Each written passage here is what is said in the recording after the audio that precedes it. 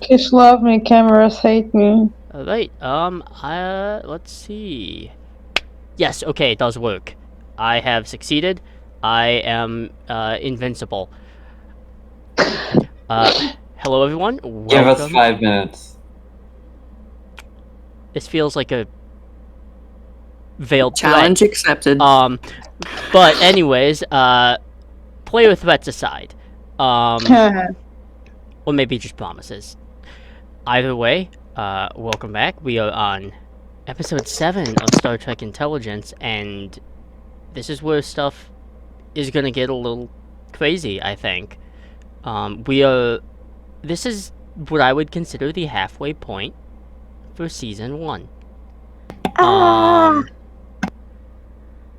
Obviously there will be a little bit working in the second season. I have that half written anyways because I'm insane and have no self-control. But little bit of promoting and plugging going on here. I'm going to take Lucas's place here just for a brief moment and promote Rule of Lore because they do some fun things over there, and in his stead, since he's not here, I shall do it. Rule of Lore is a fantastic tabletop kind of nerd space that does its own little Friday night kind of just ramblemancy is what their show is called. They talk about anything and everything and also nothing at all. It truly is the namesake, ramblemancy. With that, their streams have been kind of a little left and right lately just because of moves and stuff, but either way, if you're interested, you should go check Rule of Lore. They are a fantastic group of people, just like us, and I do enjoy the stuff that they do and are working on. And if you wish to go support them, I highly recommend it. Shifting over to now promoting right here. So we are only two away from our little potential giveaway here with the playing card deck here. 30 followers, and we will do that as well as upload our episode 0 session. When we do that, don't judge us. No one knew what we were doing. I don't even know what we were doing then. Either way, those will be part of the 30 follower mark. If we get to our 50/affiliate mark, there will be at least 1 to 3 that are Rune and Relic D20 giveaway die. With that, that's kind of all I have right now, aside from, once again, our Discord is open. We have our player applications for the Star Trek to Boldly Go, which is a Gamma Quadrant exploration episodic 1-season end of the month show. If you wish to be part of that crew, then I highly recommend you put in your application, and we shall see. The other one is the Dark Saviors 5th edition kind of horror-esque campaign. It's got some weird stuff going on there. Toss your coin into the hat. You never know. But with that, I believe if anyone else has any other announcements or promotions, please do so. Yeah. Hi there. I am Silver Sugar, aka Risa. Right now I've been doing a incredibly long form. Last stream was almost 10 hours. Nuzlocke over on my channel. It's also up on my YouTube, so you can check it out there. You can find links through me in chat, all that good stuff. And I am doing shiny giveaways on my Discord, so yeah. Okay. Hi, I'm Slay, TTRPG performer. I'm looking to join more TTRPGs, so that looks fun. My Twitter is at Sons of Warband, so follow me there. Hi, my name is Little Legend, and I'm for some reason a horse. Anyway, artist here, and I'm a little bit amateur, but I'm trying my best. And you can find me on Tumblr, because Twitter is bought. Anyway, Tumblr is Little Legend dash arts, or just Little Legend if you want to see my weird, very specific reblogs at 3 a.m. All right. With that, I do believe we have completed our little bit of announcements here, and so we will be back in just a minute to jump into episode 7 of Star Trek Intelligence.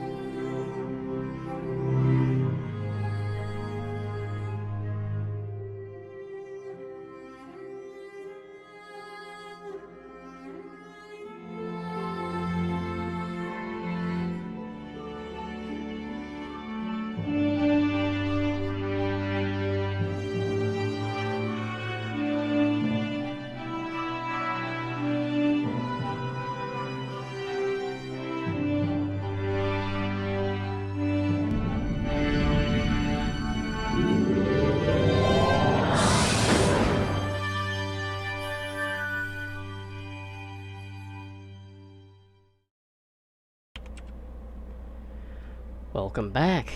Alright. During the end of the last session, the Madrid field office was getting a Section 31 liaison attaché. Something that I don't think anyone is too particularly fond of, but it was gonna happen anyways.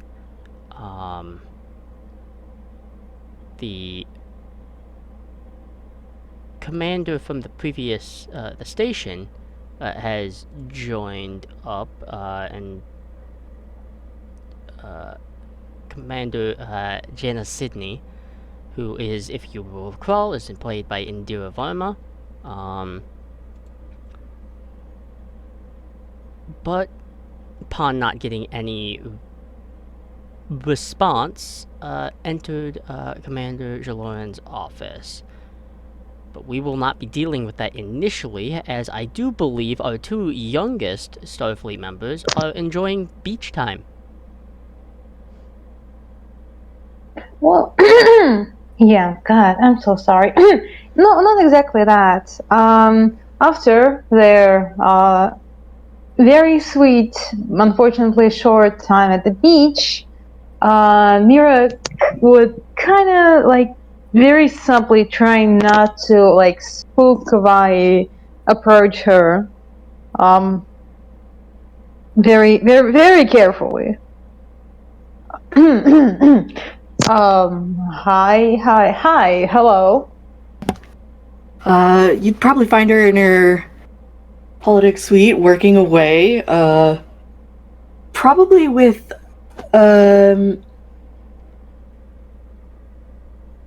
a modified version of, Juno's program. But, she'll end whatever she was working on, and... Oh, yes, hello, what did you need? So I didn't mean to distract. I'm sorry. Quite all right. Yeah. So okay.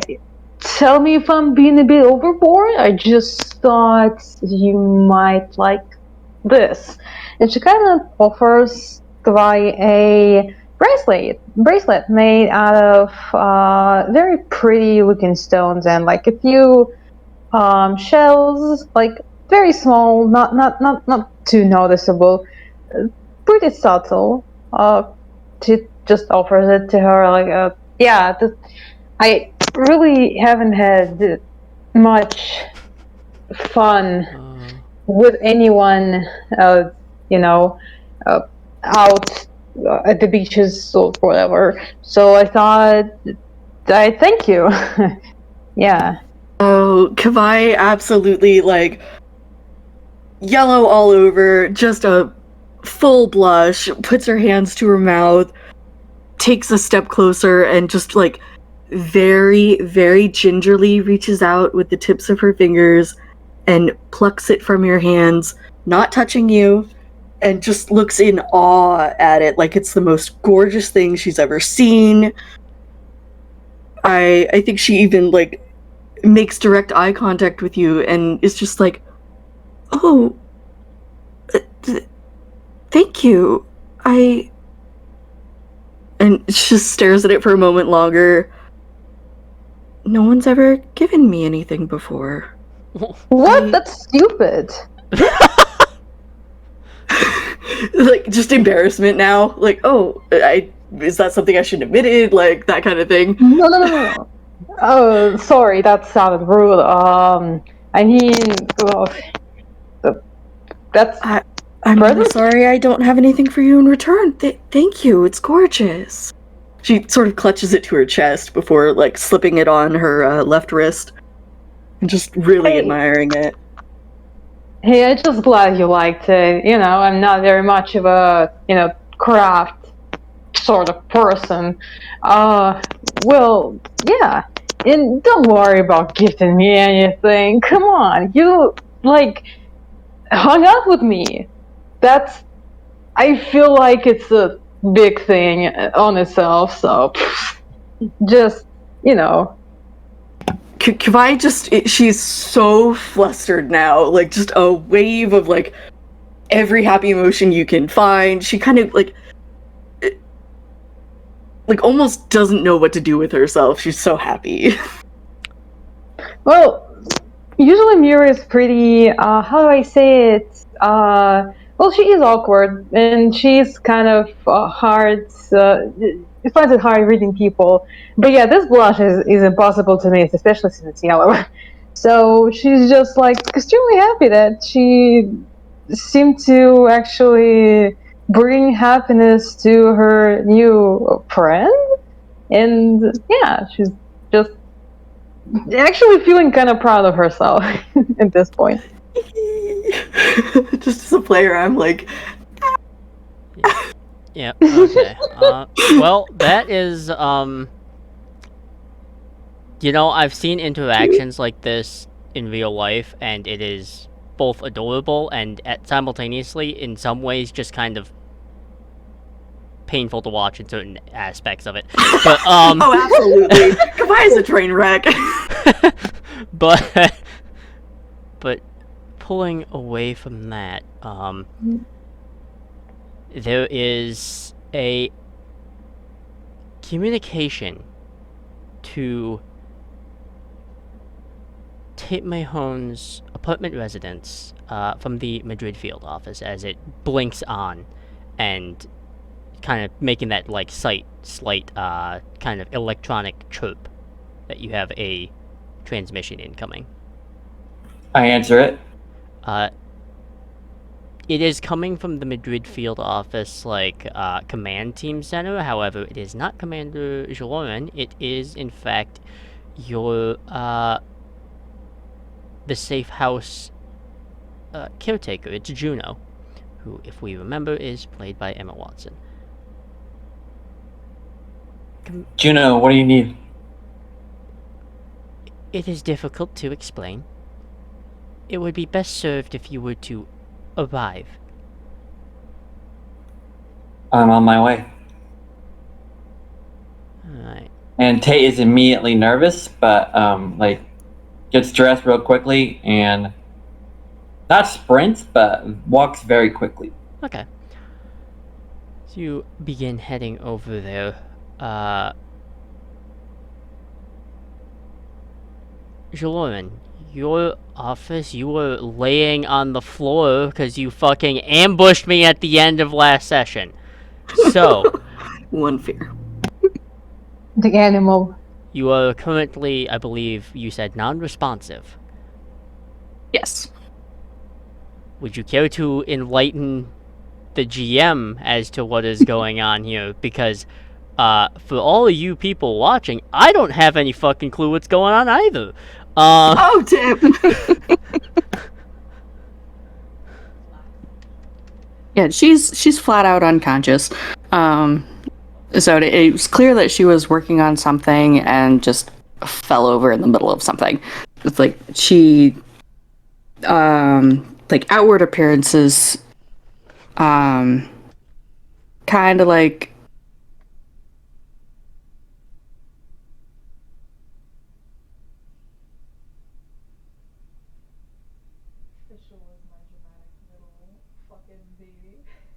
Okay. I think you might have cut off. Lynn? Lynn? Oh God, we lost her. It's too late. What just happened? Everybody panic. Oh no. I guess that's it. Our fearless leader is gone. Lynn? Oh no. What just happened? They're still in the voice chat. I know, I'm so confused. Lynn, did you mute yourself somehow? Doesn't look like it. Lynn, if...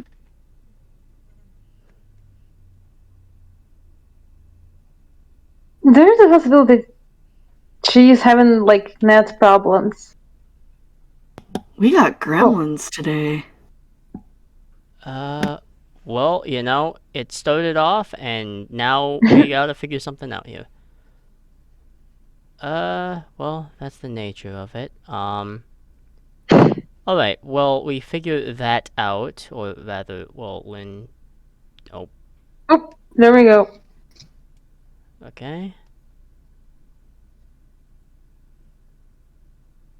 Well, not to detract then,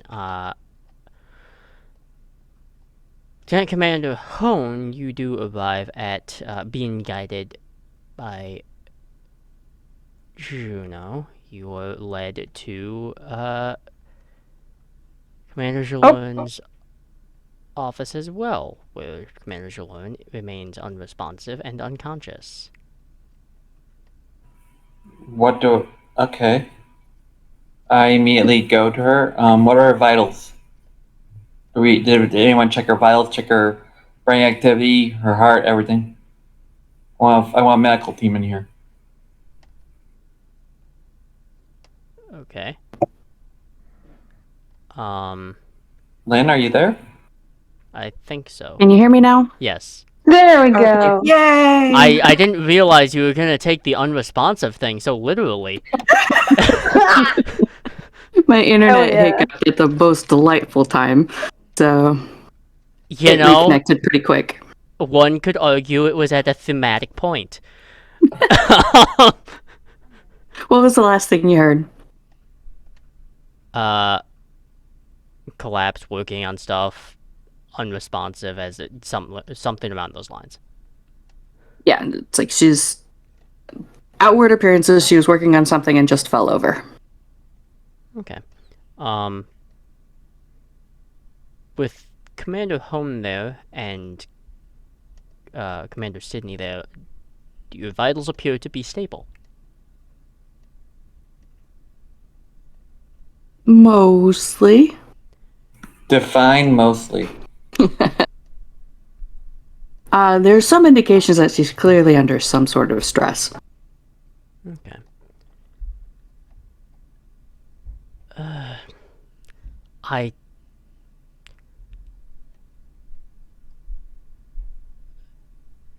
You know what? I think this is where because you are really the only one here right now.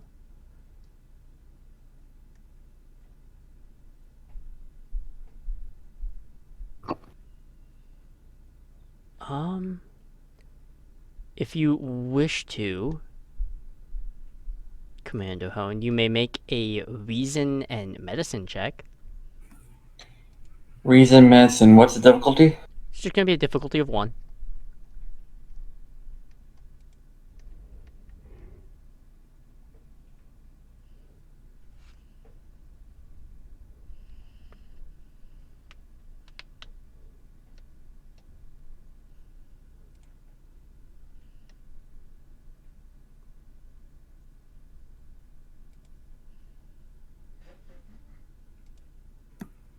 One success. 1 success, that's all you need. By the determination, without getting too deeply medically into it, what information are they able to delve a little bit further out of this, Commander Jaloryn?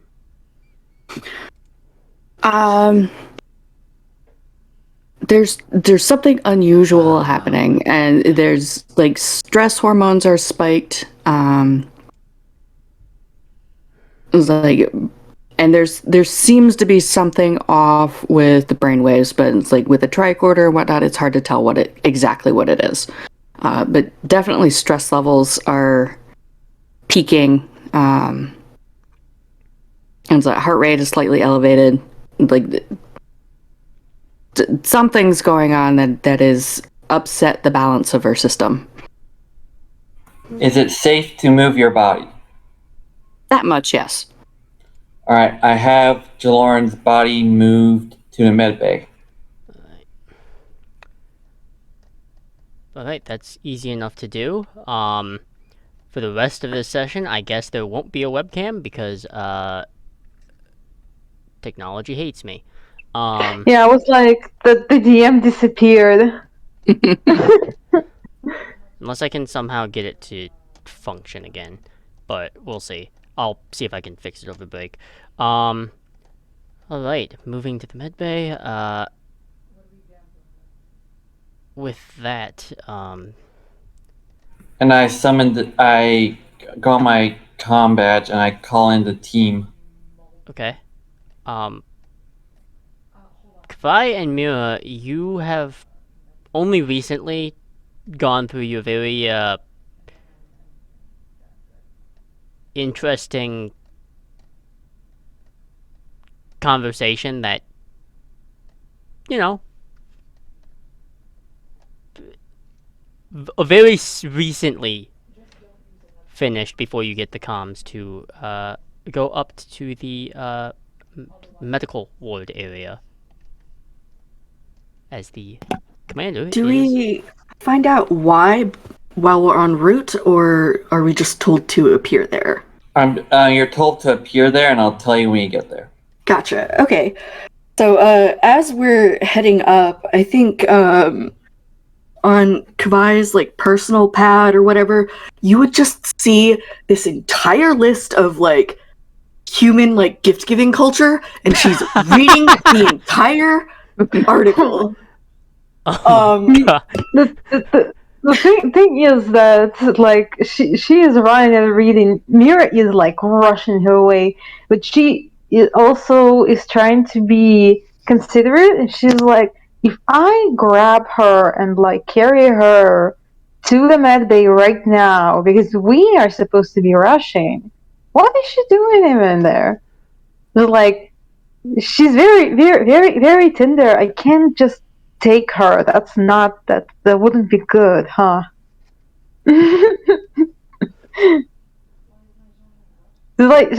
Just noticing. As a player, Kavai, like I'm just like, oh my god, do it.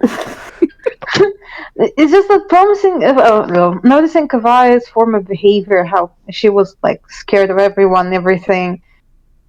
The least thing that Mira wants to do is kind of just spook her even more. Okay. It doesn't take you that long to get to the medical ward area. It literally is only a floor up, and elevators are easy. And you see a very much passed out, unconscious Commander Jaloryn.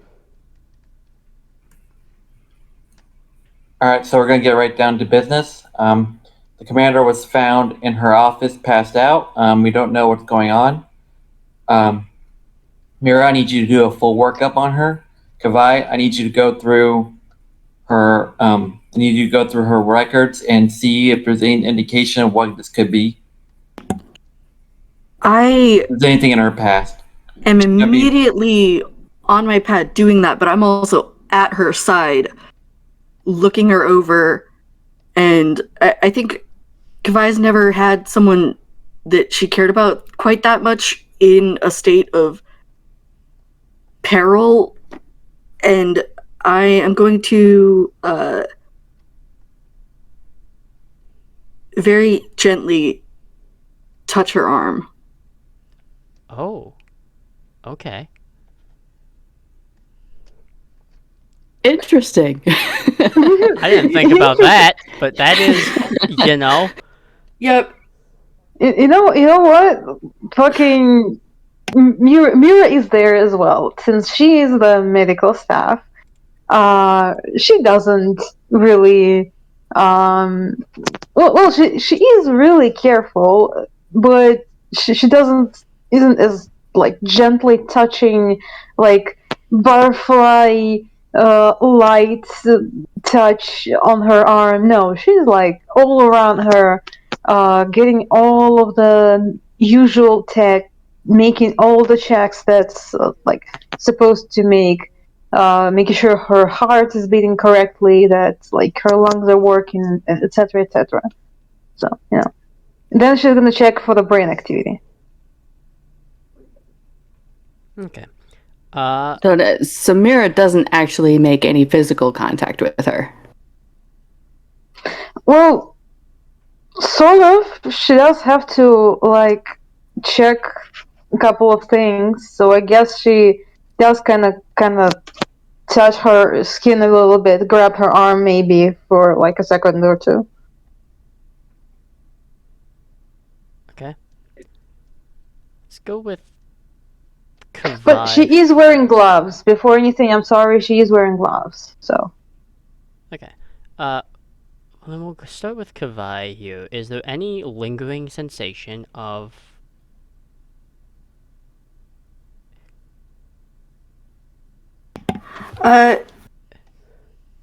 So coming in, happy, everything good vibes. That's what I want to push out. Okay. But I am hoping to find out what's wrong, if I can. Alright. Last conscious memory, if possible. It's gonna be one of those moments of she bites off more than she can chew. It's always that with Kavai. So she knew what she was doing when she reached out. Did she? Probably not, but she thinks she did, which is the important bit. Yeah, she thinks she did. It's like I remember you described it with when Alec touched Kavai, like that staticky mental static. It was like Kavai gets assaulted with that tenfold. It's like there's but it's familiar enough where like she's able to pick up on the fact that Jaloryn is human with it vague, like to her it would vaguely feel like Vulcan telepathy.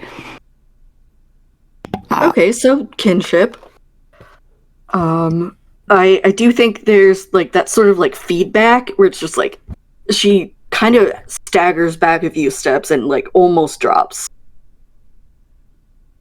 Okay. Tate catches her. You pick up all of that plus the entire conversation she had with Mira and all of her feelings about that. you get like probably almost like the last like hour of Kavai's life in perfect playback, Okay, as so well as whatever the last popular song you heard on the radio was, whatever the like most innocent interpretation of that song is, you get that, and whatever your interpretation of it is, or whatever like people would think of is, Kavai would get the opposite. So like if it's a happy pop song, she gets like the meaning of, oh, this is like a sex song, or it's a drug song, like that, and she just looks at you like, oh great, this song's ruined for me now. Okay. So Kadan's coming back up a little bit and helping take compartmentalize that for a while. Because Fun. Tate has to be in commander mode right now. And then just absolute embarrassment and shame from Kavai. I apologize. No problem. No And problem. she will push herself away from you, Tail at her. try to compose herself. What'd you get?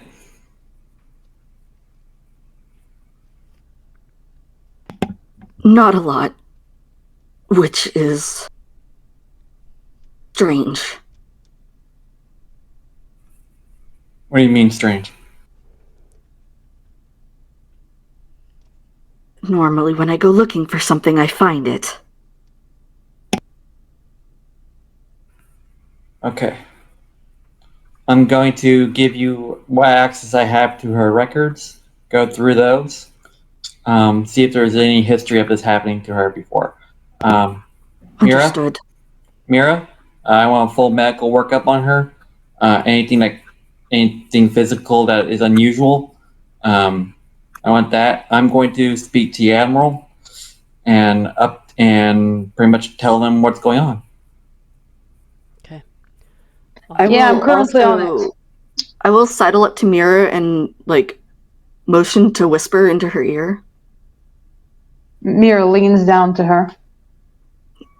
If it is of assistance, I believe she's part Vulcan. And then I'll walk away. Because I didn't want anyone else to hear that like private information, because it's nobody's business what heritage you are.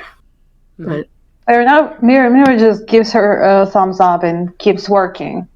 Okay. What can I do something, or do I just like? Given your equipment and stuff that you have here, you'll also notice here, Dr. Sydney is here, but she is at just as much of a loss as you are.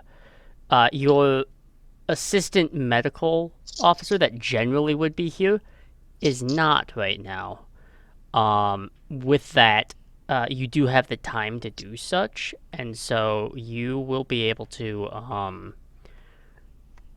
second. You'll be able to just kind of get the full medical scan because you have the equipment for it, and as long as you take a few minutes to just be hyper-specific, there won't need to be a roll. However, as you are going through all of that, let's focus on the culprit a little bit here. Within your state of unconsciousness, Commander Jaloryn, what's actually happening?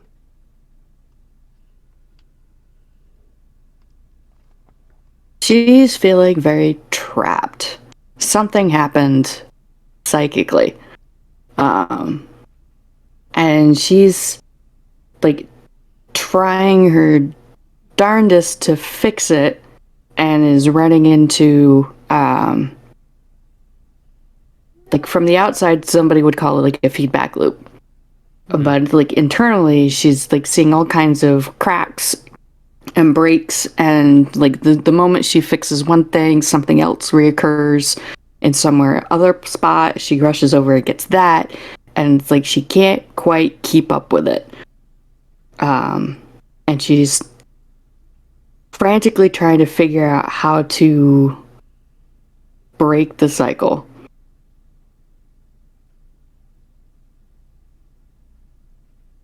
Okay.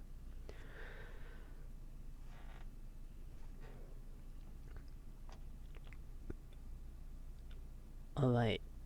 Well, you were desperately within your mind's eye going about that. Externally, Ensign Loris, you are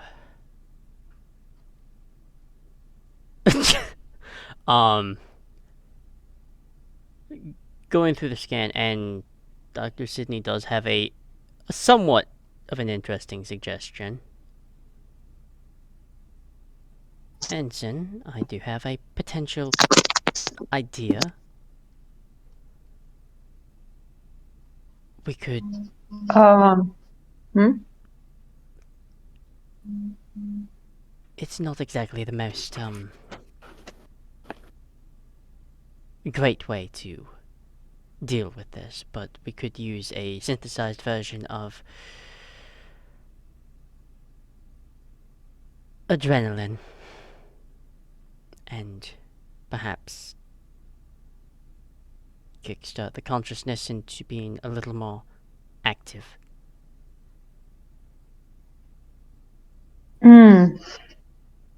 Do you think this would work? I have no It idea. might just overload her.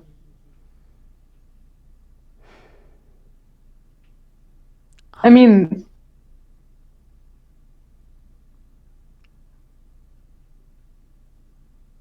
Has she done the brain scans yet? She is just completing them, actually. yep. They're weird.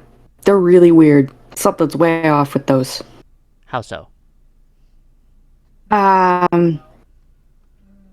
They're stuck in a very unusual pattern. And it seems to be repeating itself. It's looping. But it's not your typical sleep or coma type pattern. It's like hyperactive almost. It's like a hyperactive REM cycle that shouldn't exist. Mhm. That's...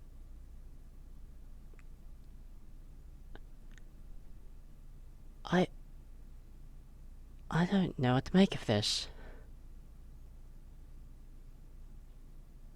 Well, I'm still very green in this, but I feel like something is just kind of keeping her there. It's not like by force, but it's like she's busy with something.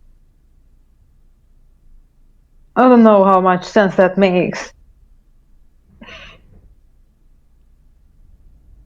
I guess if her brain is sort of working like this, we can actually try the jump starting thing.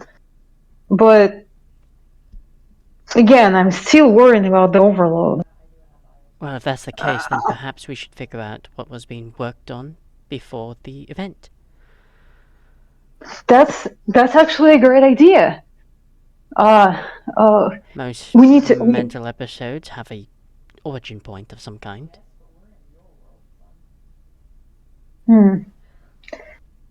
That is very logical. All right. I will go and try to figure out what it was. We need to ask the people who found her, and That would be myself and Commander Hone. In terms of what I understand from my brief stint of interacting with your entire group here, I do believe Petty Officer Kavai is a computer analyst of some variation, so...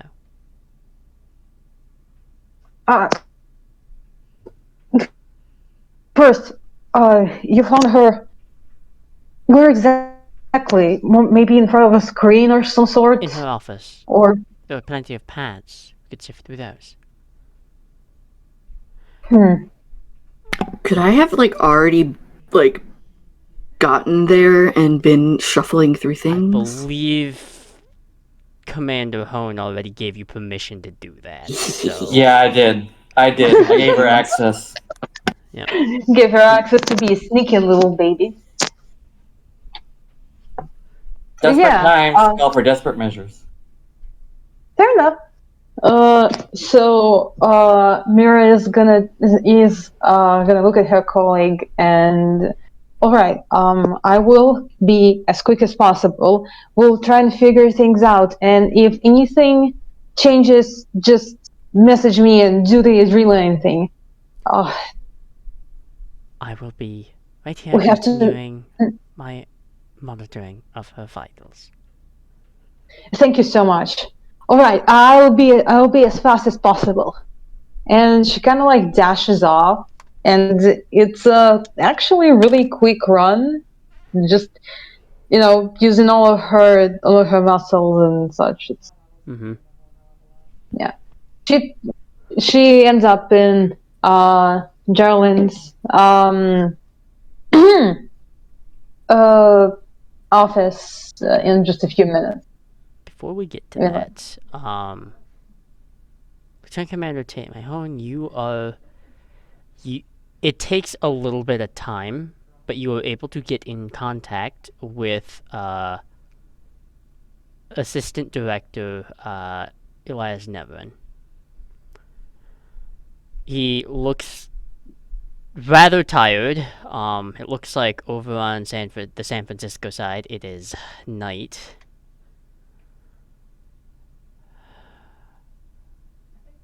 Commander Hone. Director, I apologize for waking you up, but this couldn't be avoided. Oh, that's alright.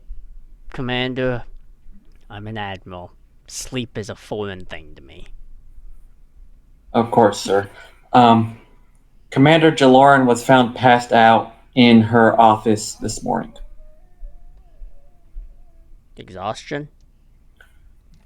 No, according to our brain scans, her brain is in some sort of loop. I have people going over her records, trying to figure out what happened, going what she worked on.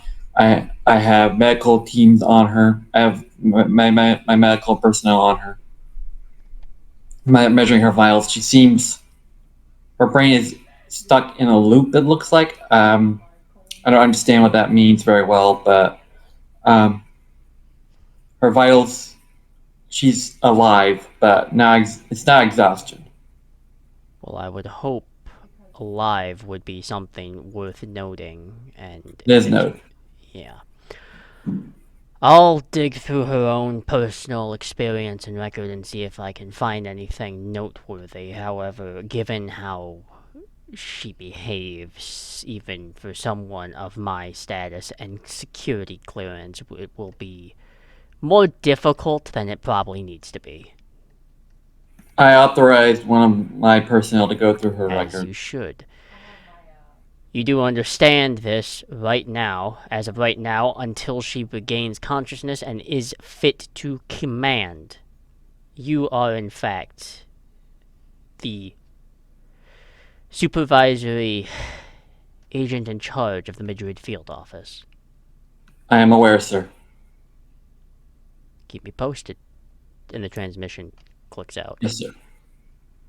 When a transmission clicks out, Tate kind of drops a little bit and just like takes a few deep breaths, and it's just like, you can do this. You can do this. The commander's counting on you. Everyone's counting on you.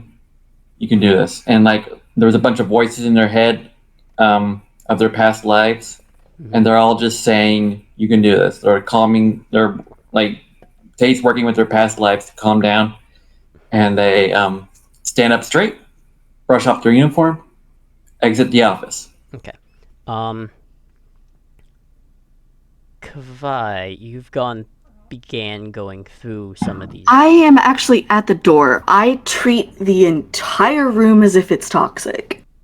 Okay. I've seen computer viruses do crazy things to people's heads. I don't trust the technology until I know that it is safe. Are there holo emitters in that room? There are. Yes. Okay. In that case, then, I put on a pair of goggles and a pair of gloves that enable me to work with holo technology, and I activate my modified version of Juno's program, which I will tie back into the original. Okay. So she'll get up in the medical bay a feed of what my program is doing, I've instructed mine to treat her like a sibling. But the way that Kavai interacts with her own Juno is very, let's just say, flirtatious. Okay, gorgeous. You're gonna go in there. You're gonna find out what we need and what went wrong, okay? And I more or less get the view of what she sees as I put her into that room. Okay. She'll nod, and it's a strange sensation because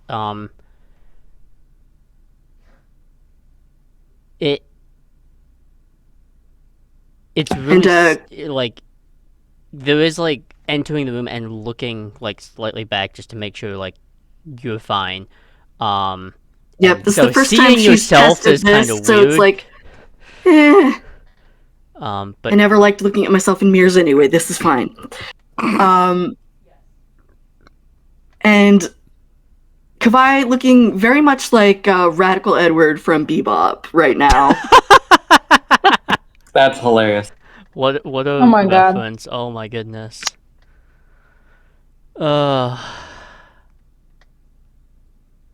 And that's when Mira walks in. Perfect. I'm sure you two have it, and she'll just continue doing. Yep. What a day to find out you've got siblings. And Oh, delightful. going through, she'll just kind of like lift the pads and flip through them, and so you can see and read. Are there any particular files of note, Commander? Her most recent projects would be at the top. She was clearly working on some reports. Most of them are what she gathered from her time in San Francisco, like all the different briefings. And a little bit underneath those is her own personal notes of what happened in that strange space. And the interactions that we had with the alien beings in that area. Mm-hmm.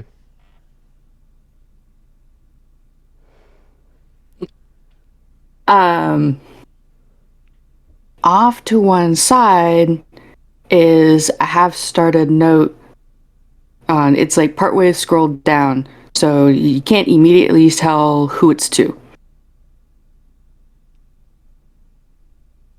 Okay. Juno, Can I Juno dig into being, that one a little more? Yeah, if you wish. Just kind of scrolling through it slowly, so it's not like Especially if super it fast. was last known. Mm-hmm.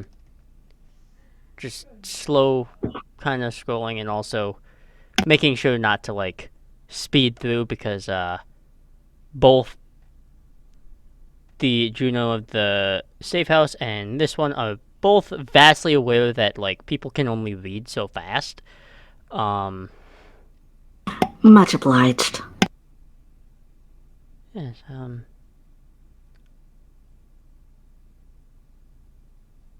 this feels invasive.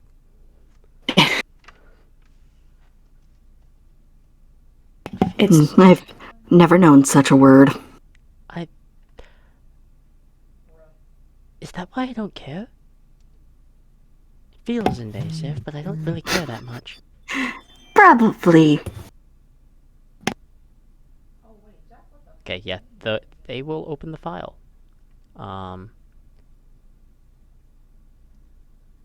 It's not in a language either of them would immediately recognize. That turns on puzzle brain, and the linguistic side of Kavai is just like, new toy. Meanwhile, this is introducing enrichment into the enclosure. Juno 1 and I'm sure Mira both kind of look at each other like, what's happening? But with that, I think this one is actually going to require a roll here. So that I do believe. Difficulty 2. Yep. It's not a very well-known language. Yep. It would be a difficulty 2, and I do believe this would be technically a. I believe this is a reason security roll here, actually, with a difficulty of 2.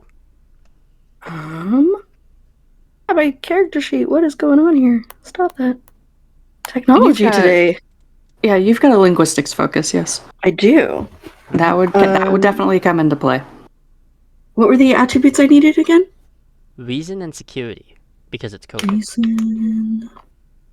Well, not necessarily coded, but Well, kind of, sort of. I mean, in a way it is. 4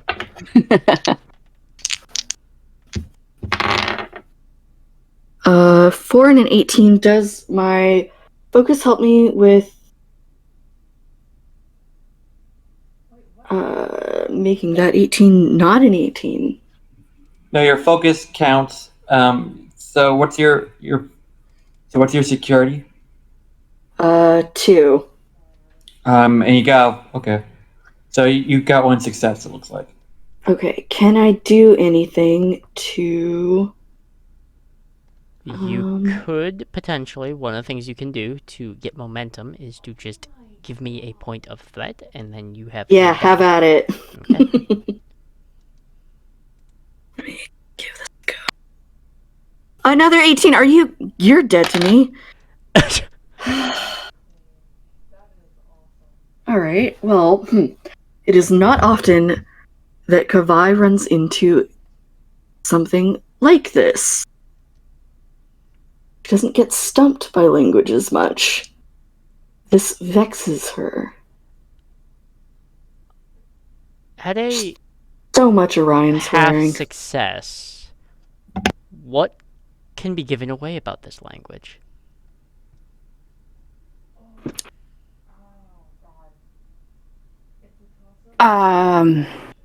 It's old.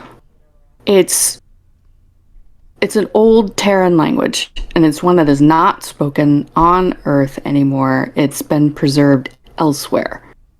So it's like you go around Earth on planet, it's basically extinct. There's only one place in the galaxy that you can hear it anymore. Do I know that location? You could probably figure it out. All right, I will. You'd have to do a little sleuthing, but you could probably figure it out. Okay. That'll be my next priority then. Alright.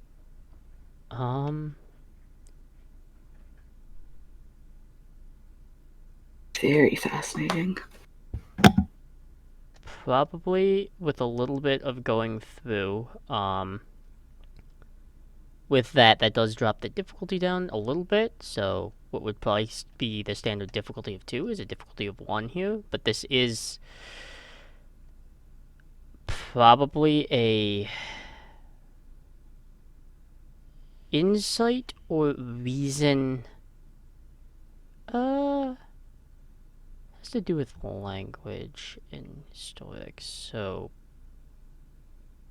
this one is probably science in some aspects. Okay. Do I still roll 2? Or Yeah, you still roll 2. okay. Would her linguistics focus come into this? Linguistics or probably detective would work. Okay. 12 and a 1. Hey, that's much better. Okay. That's like 3 successes, right? Yeah. 3 All right, so we successes, got 2 momentum. 2 momentum. Yep. Good work. Okay. Digging through. I mean, it takes you a while because this is. Realistically, you've probably been working at this for an hour or so before you finally get the answer that you so That desire. is absolutely fair, given botched roll early on. Which language is this? It's an indigenous language that's only spoken on a Federation colony in the demilitarized zone. Do I know where the demilitarized zone is? It's not Or that secret anything of a about it? spot, honestly. Well, Kavai's not from here, so.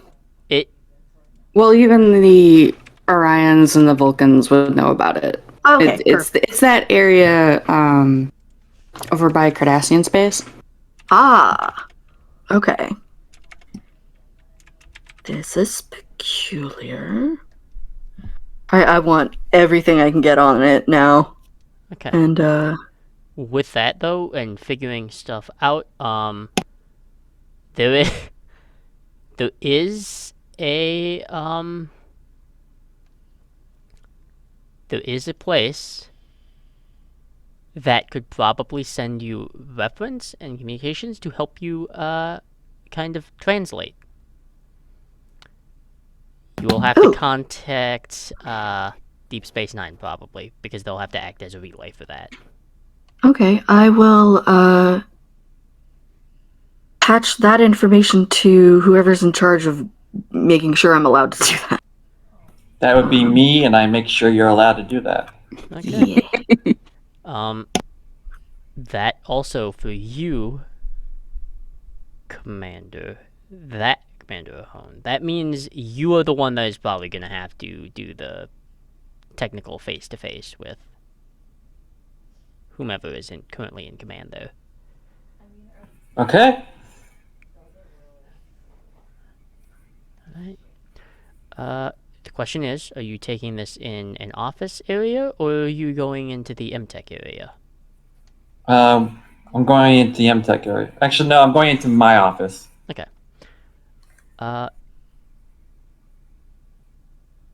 Are you going through just standard communication channels to try and reach out, or are you just gonna try and punch right through the higher-ups line here? I'm not doing standard. I'm pulling out the stops for this. Alright, I'm gonna try and make it priority if I can. yeah, alright, it I doesn't have the command codes. take a while. It does take a short bit, but that might only be because of the distance. But you are greeted by a Jaloryn woman who looks like they've dealt with probably a whole bunch of small fires that truly were just asinine in every aspect. As she looks up, her hair is a little past the shoulder currently. More that Bajoran militaristic look.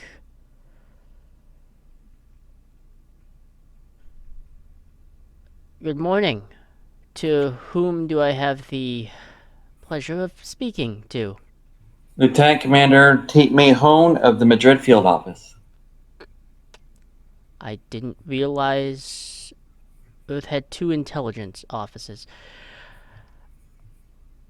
At least that's what the security clearance is saying here. How can I help? We need a relay to the demilitarized zone. Um, I'm not laughing. oh, wow. Wow, my day I is starting apologize. off a very interesting way. I apologize for the inconvenience, but this is high priority. Okay. Well, send me the files that you need, and I can relay them back to you, and hope that,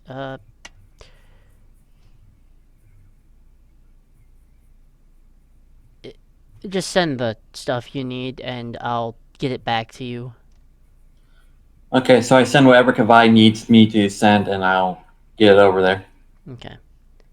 This is Kira Nerys, isn't it? Mm-hmm. She would be able to figure out that there's a source closer to home that they can contact. Yeah, once she sees it. Oh. Well then. Because once she notices which colony it is, she would be able to connect the dots really quick. Yeah. Alright. I will be... I thought you were gonna be waiting a couple hours here, Commander. Give me an hour or less. Please move at your fastest pace. I have to jungle Ferengi bullshit. I move Jungle very quick. quickly. Thank you.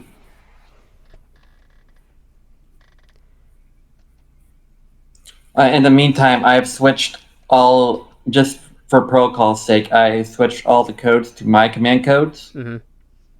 Just in case, like, to make sure nothing's compromised. Yep. So, just like to make sure the office is locked down and everything. Yeah, alright. Standard procedure stuff.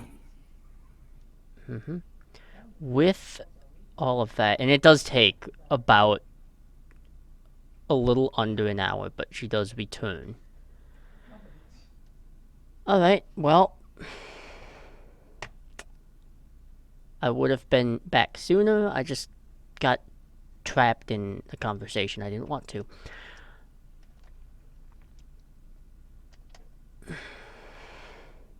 As they want and tend to do. I'm sending it back, and hopefully this will help. Thank you. He nods and the transmission closes. You kind of get the sense that even though she has been connected to Starfleet for some time now, some of the consistent, like, habits of just not completely respecting, like, Federation protocol is still there, but you do get the files that you need. I mean, at this point, Tate just wants the file. They don't care about the protocol. Mm-hmm. Commander's in trouble. Get the work done. Yep. Kavai, you have your Rosetta Stone, effectively.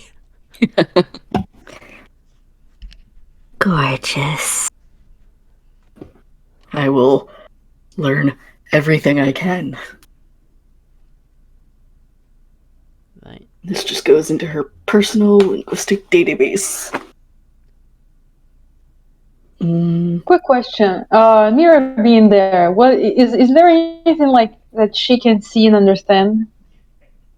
No, not in this case. This feels old, and intentionally so. But you are getting to watch Kavai work at, like, fitting the pieces together, going like, this goes with this goes with this is a trick that's not supposed to go with that, this is supposed to go with that. And just, like, watching language flow, and you're kind of watching in real time, like, the original text, translated text beginning to, like, form. Once I have the basis for the language, do I get the feeling any of this is, like, coded?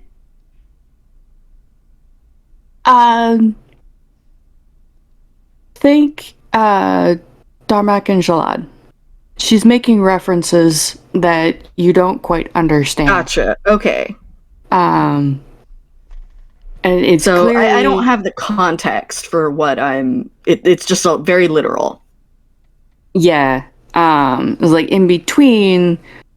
You're definitely reading that this is a personal letter. Okay. And there's, like, she's making references to things that have happened clearly years ago.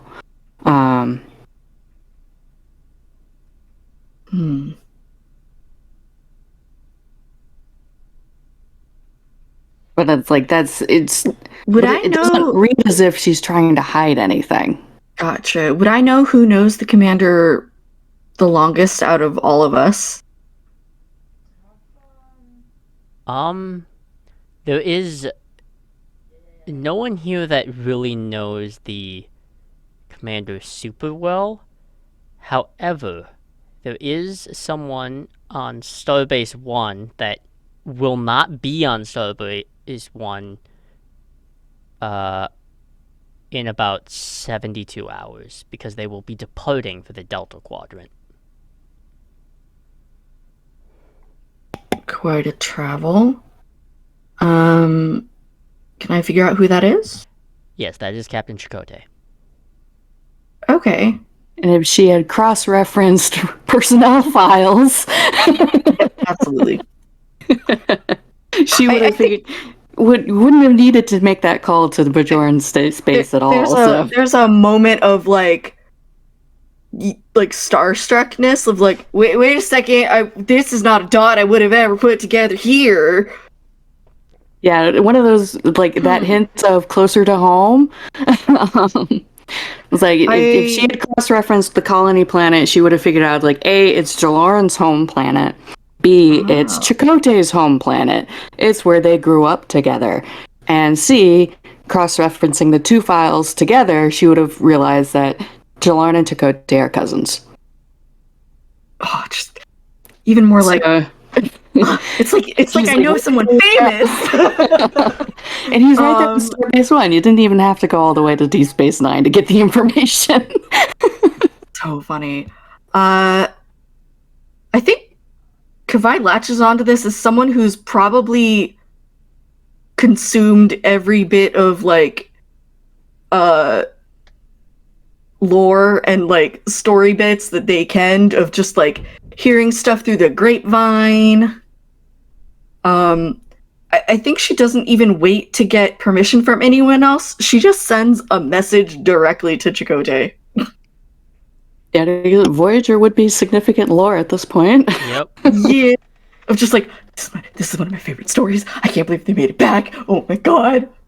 I mean, we need to help your relative out here. This is important. the USS Voyager at this point would have returned about, I think it's 8 years now, roughly.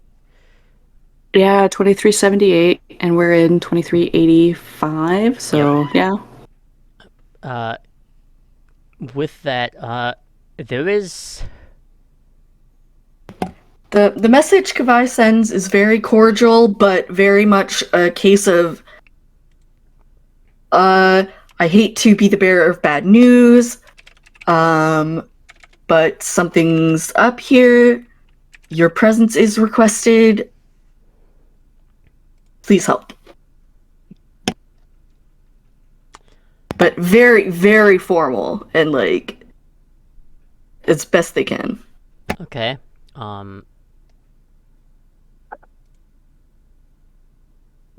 The response time is truly what we would want any first responder to be, because it is ridiculously fast. I think it's gonna happen, but you know. Kavai's just like, so like, yes, that's what I was hoping for.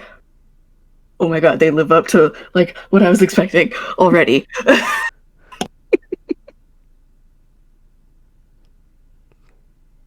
Okay.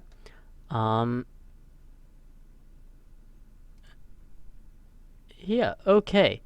Alright,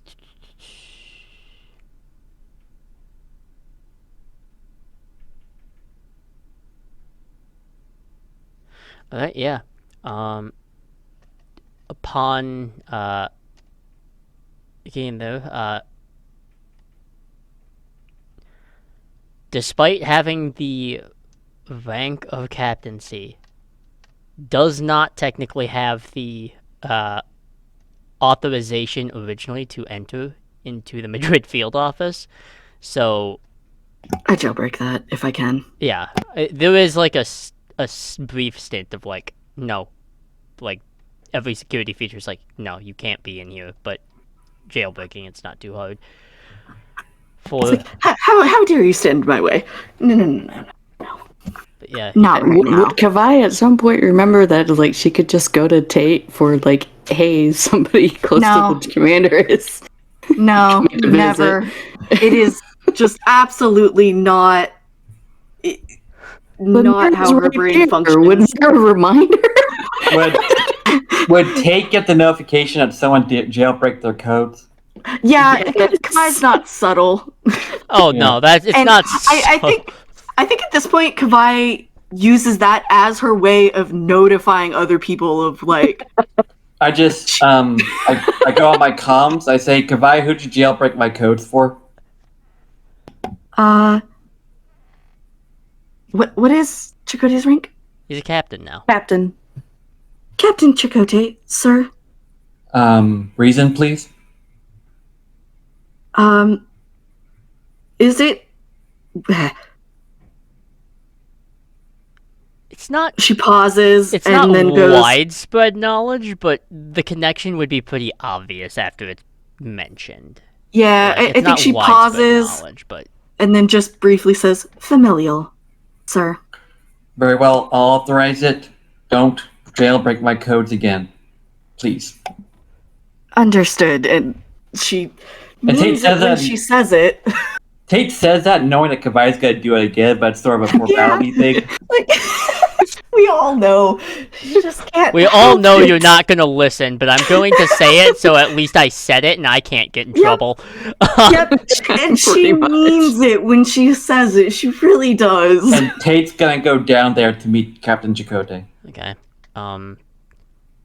I think Kavai eventually trails and follows. It is just like, don't be a nerd. Don't be dumb. Don't be rude.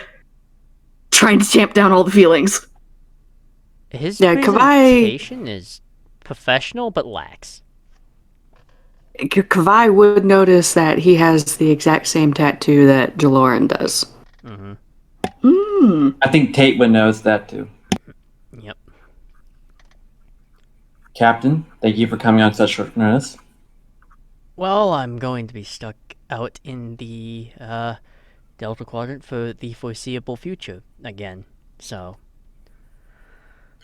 Alright, I'm gonna cut straight to the chase, Captain. Commander Jaloryn was found passed out in her office right now. We need all information about her we can get to safely help her. passed out in her office. Yeah, no exhaustion. And Exhaustion, and I physical, show generally fine. physical fine. I show him the brain scans because I'm keeping those with me. I show him the brain scan. This is what we got from her brain. She seems to be in some sort of loop. Oh. Alright. There is a distinctive, kind of just... Yeah, okay. I think Tate's taken aback by that slightly. It's almost as if he already knows what's going on. Yep. You know it's Kavai's something. just sitting here like, he's so cool. Sir, if you know something, I suggest you tell me now. It's... Sir? The best explanation is it's almost spiritual. I'll go through and explain it, but I do have the ability to at least help with it. Okay, let's do this. Yes, please lead me to your medical bay, ward. I don't know Yeah. what you call it. I lead him. No, normally in times of stress, Tate's voice is lower, as people have noticed before. Her voice is steady and the same level it always is right now. Yep.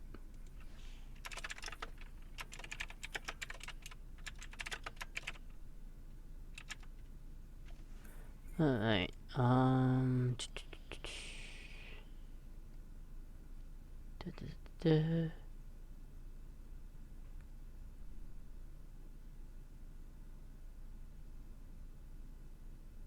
Alright. With that, you all make it back to the medical ward where Commander Jaloryn is, and there is... He doesn't say it, but he has the facial expression of, like, this is not the first time this has happened. Like, nope, I know what this is, I know how to deal with it. I don't have the general, like, perfect memory for it, so if you would like to explain, Lynn, what is the, process that is going to unfold here?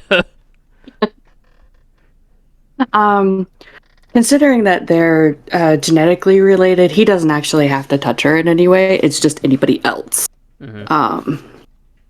So the root of it is genetic. If they had done a deeper genetic scan, they would have found that, like, no, there's no Vulcan heritage at all. It's just that the two of them have been genetically modified, and not necessarily by legal means.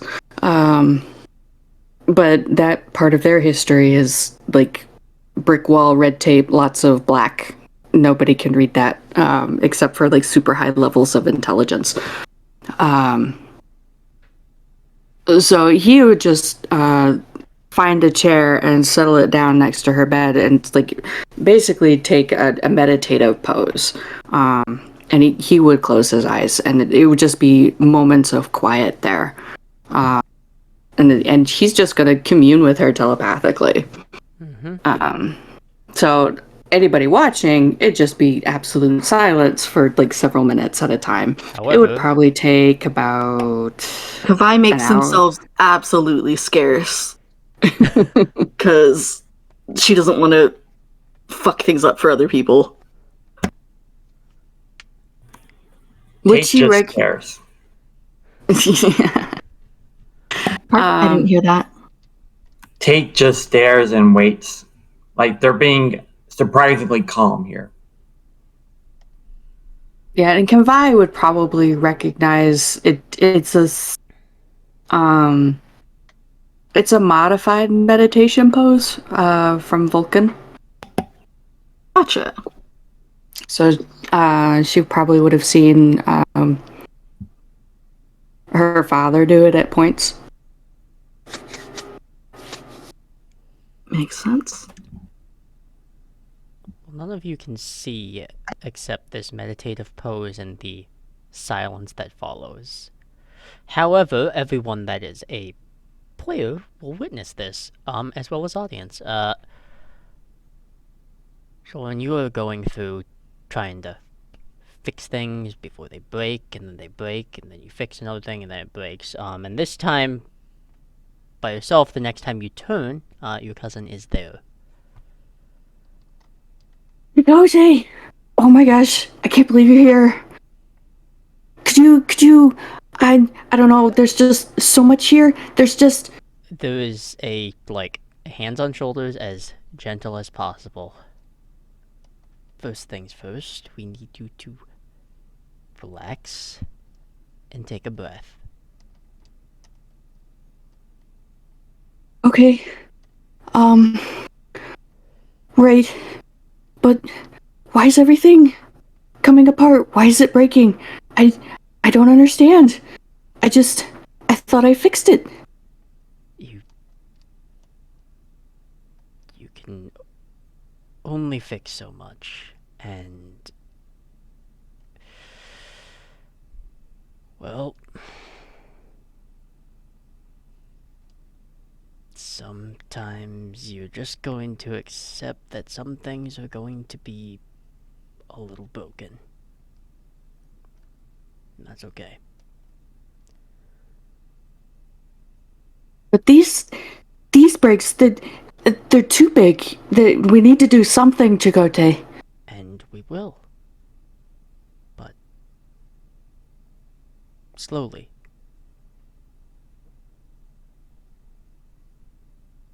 Slowly. Okay. One step at a time, right? Exactly, one step at a time.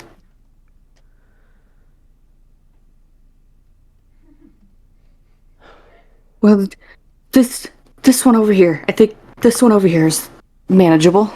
Let's start with this one. Yeah, let's start with that one then.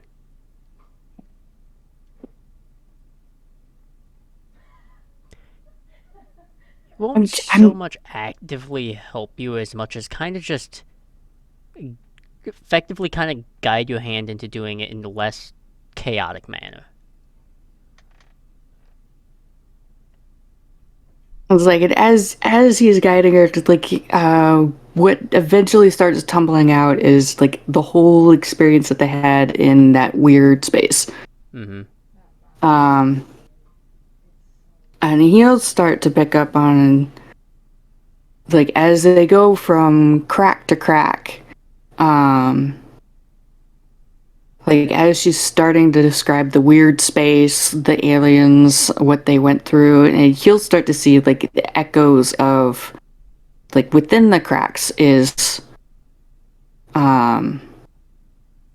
what looks like some of that space that she's trying to describe where they went.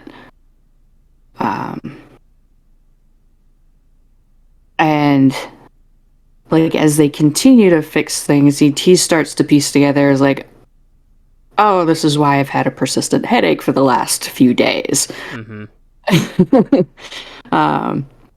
Because He it's thought like, it was crew manifests and all that shit, but nope. yeah, it was like the connection between the two of them was damaged. And she had been trying to fix it. But amid all the stresses of dealing with debriefing and getting the crew back, it was one stress on top of another until it finally all crumbled apart. And she couldn't, she couldn't fix those cracks anymore until he came in and was able to kind of help on his side of things fix the damage between the two of them. Mm-hmm. And it was like basically repairing what had happened in the weird area of space. It was like traveling to a different dimension and back. That messed with their connection in a way that neither one of them expected. Yeah, no.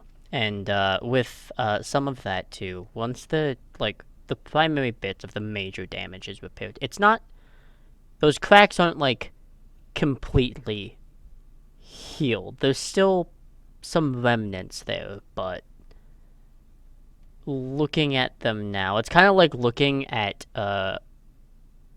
like stained glass almost, where everything's kind of rough and misshapen, but it still has a pleasing shape at the end. I think this is doable for now, and I think you, because you are so bad at it, maybe pace yourself. Yeah, you're right. I haven't been very good at that lately.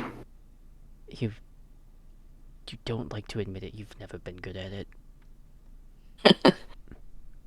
Very true.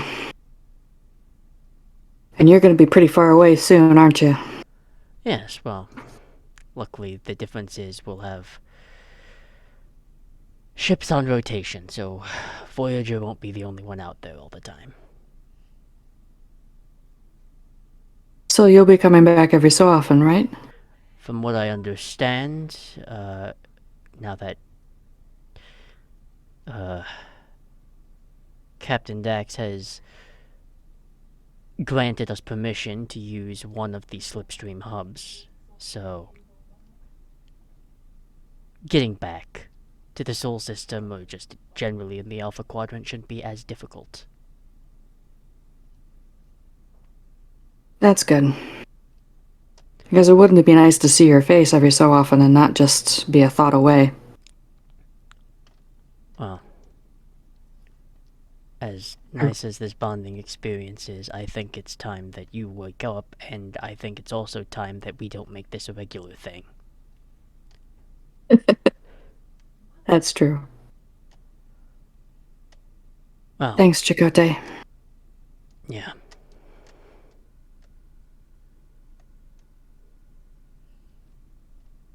And kind of you will come to in this medical ward. Koite looks a little tired because this is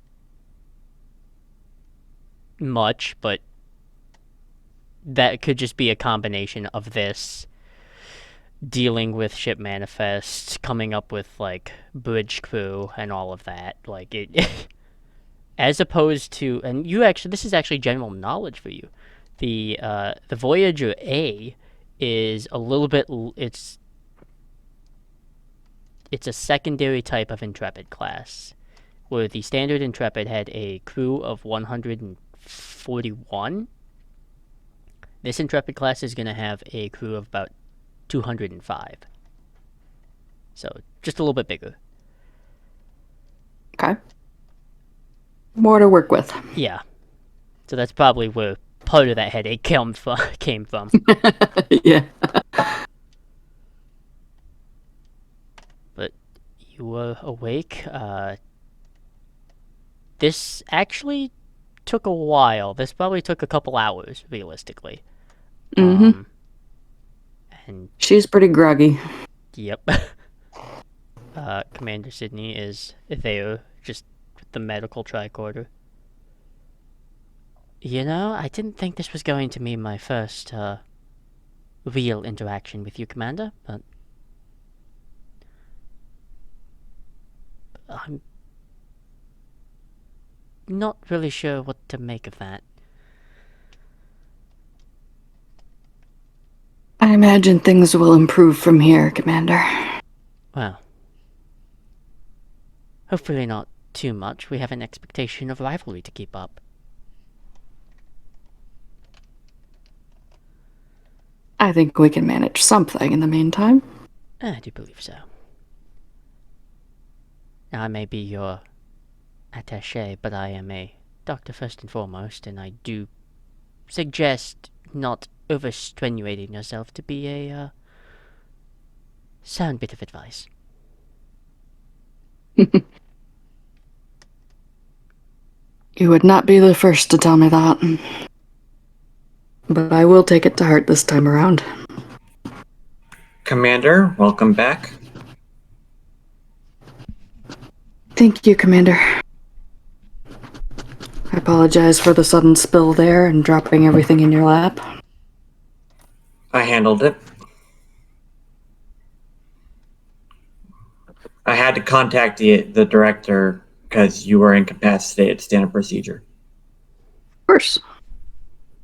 And I expect you to recontact him soon and let him know everything's okay. I will as soon as you go through a full medical checkup, sir. Of course. I'm right here. I'll get it done. Don't worry. I turn to Captain Chikota and say thank you for your help. You're welcome. Thankfully, she decided to do this now and not a couple days later. Is this a frequent occurrence, or is this something we need to know about more of? I really hope not, because that will complicate things drastically for your field office and my ability to command.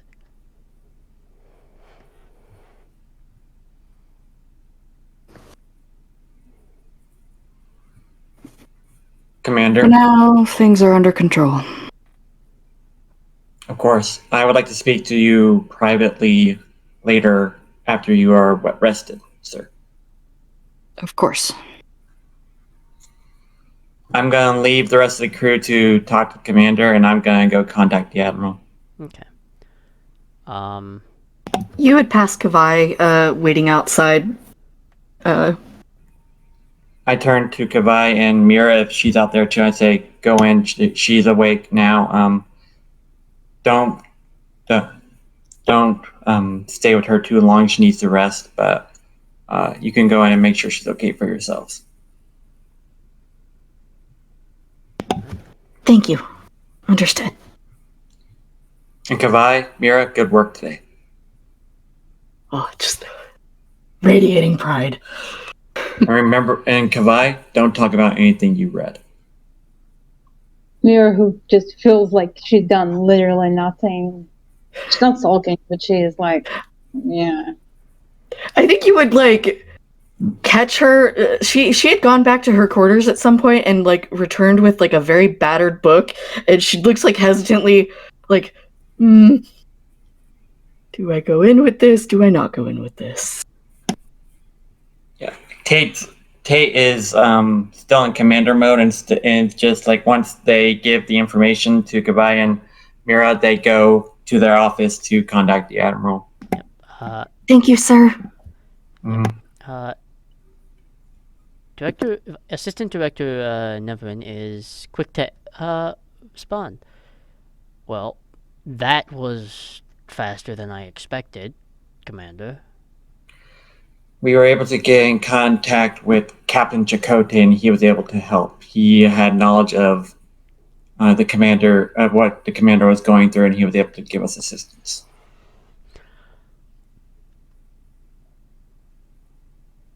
And Tate is trying to be vague because he doesn't want because they don't want to compromise the commander's privacy too much.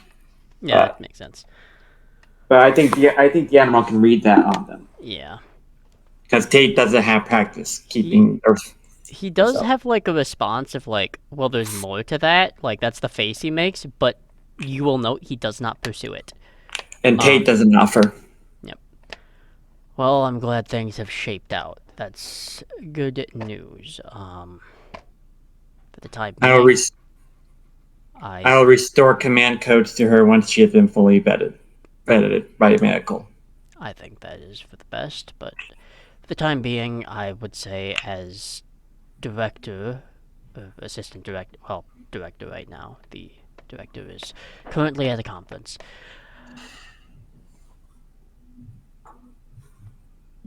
All of you should take some rest of some variation. Yes, sir. Good work, Commander. They Thank you, sir. end the transmission. I think Tate collapses in their chair for a minute. Just goes, okay, got through this. There is Honey. Juno kind of like blips into focus within your office. I apologize for the intrusion, Lieutenant Commander Hone. What do you need, Juno? Not so much what I need, but a reminder as the incident was under your command. Mm-hmm. She notes, she kind of like glances over to about 5 blank data pads. You will need to make your own reports, as that is standard procedure. Of course, thank you, Juno. I'll get right to that. How was your day other than this, Juno? I How have you saw been? a mirror of myself. It was peculiar. I imagine so. I'll talk. Do you want me to talk to Kavai about that, or are No, you okay with that? I find it intriguing. Intriguing. That's good. Kavai is very good at what she does. I'm inclined to agree. Mm-hmm. And then she'll just vanish. Tate goes to the data pads and begins filing their report. They go to the replicator and they replicate a large Dr. Pepper, like a big mug of Dr. Pepper. They got into it during the academy. Yeah, and they set out filing their report. The voices of their past lives are soothing them a little bit as they're typing out the report. In the report, they're as vague as they can be about Jaloryn's actual condition. If someone did some investigating, they might be able to figure it out, but they're doing their best not to More or less writing down, like, hey, this happened, but also, like, this happened, but, you know, please don't inquire. Yeah, they're being as vague as possible. They don't want people looking into it. If they don't want people looking into it too hard. Right. I'm happy to make a roll about that if you need me to make a roll. No, you won't need to, because there will be a wrinkle in everything here. Oh no. Jaloryn, as you are going through your full checkup by Dr. Sidney and any of the other individuals who are with you at this time,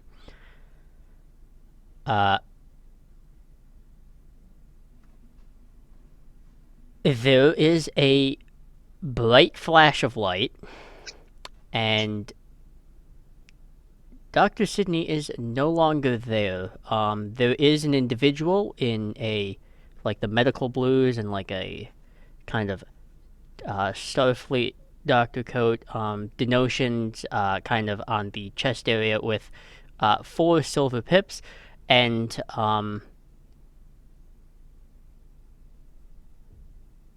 you do know that you've had one interaction with this individual as T speaks.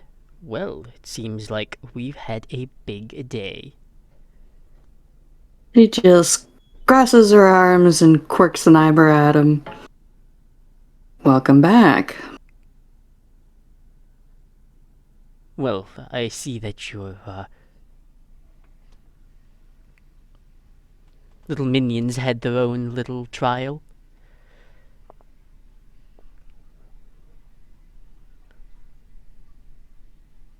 I'll have to take a look and see how well they did for myself.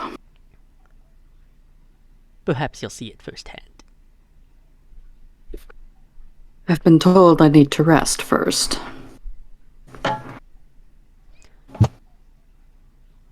I'm sure you'll find a place to rest. And he snaps his fingers, and all of you,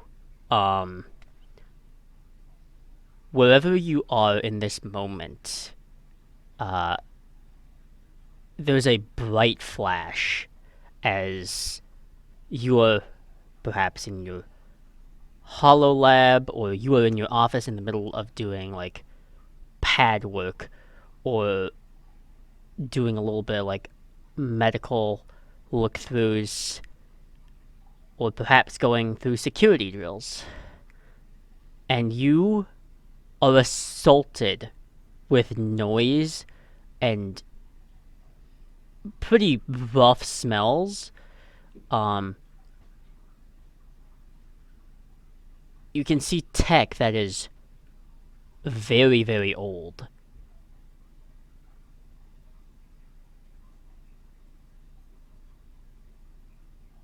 Something that is foreign to most of you, but you are seeing things like stoplights, automobiles, skyscrapers.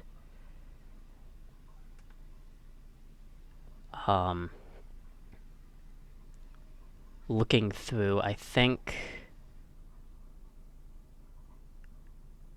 Jaloryn and Kavai, maybe wherever the two of you have ended up, is the most likely, because there's just certain like areas for newspapers, and the date doesn't necessarily, like the full date and month doesn't necessarily make sense,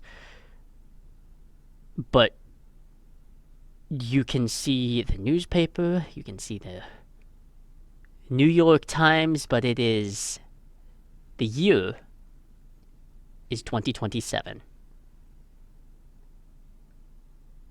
And that right there is where we're going to take our 10-minute break, and I can hopefully fix my camera. We just got time traveled. Yeah, maybe. We're aliens on Earth in 2027. That's not good. Well, yeah. Well, we will be right back. We'll take our 10.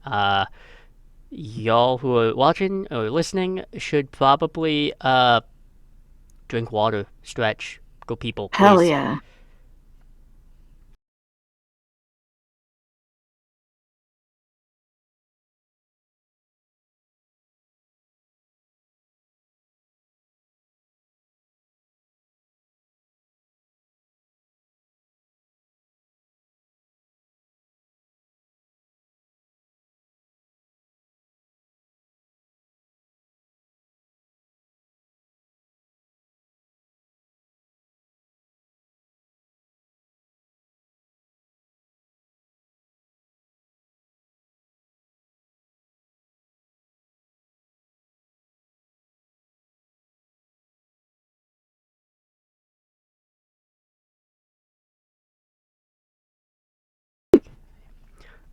Well, I was not able to fix my webcam for this, so... Rip camera. Well, let me see if I fixed it really quick. Is it stuck? Nope. Nope, it's still stuck though. Okay, well, I guess it just doesn't exist. That's fine. Not even unplugging it and plugging it back in again worked? I tried that. Didn't work. Oh, well, dang. Alright, anyways, welcome back. You get to see a warp field instead of, the GM because, Yay, technology! So, Yay, technology. when last we left, after a break, we had a, little bit of a time-traveling teleporty jaunt, via Q, because he's a menace. All of you are assaulted with this sense of noise, and, the Federation and Earth within your time is not completely quiet. There is a distinct difference between the types of noise pollution here. It's loud. You can hear the constant, honking of horns and drivers and taxicabs screaming at each other. As you're I feel looking like Kavai is used to sensory overload, but in a digital sense, I feel like this is too much. there is. I think Jaloryn's the only one who even has a little bit of a sense of oh, I know which part of Earth this is, because as people are walking where you kind of are just standing lost, they pay no mind to you and kind of don't even make any attempt to move around you that much. And with a little bit of history knowledge for you, Commander Jaloryn, your brain goes to oh yeah, this is probably New York. For sure. Mm-hmm. Are we in close proximity to one another?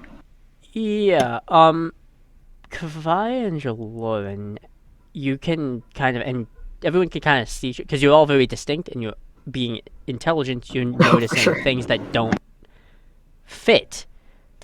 None of you fit in this time period, so you're easy to find, Some of us are green.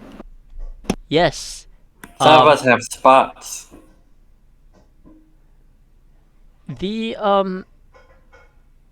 This is probably the one thing that you're noticing, Commander Jaloryn and Kavai. You're on opposite sides of this road, and then you hear, a chime, and the vehicles that are moving back and forth stop, and just a horde of people go across one way or the other. I watch Jaloryn- them in much the way someone would an insect. Jaloryn quickly takes advantage and she crosses the street and is she almost appears as if she's done this before. She just follows with the flow. She knows what's going on, and within moments, she's next to Kavai. Mm-hmm.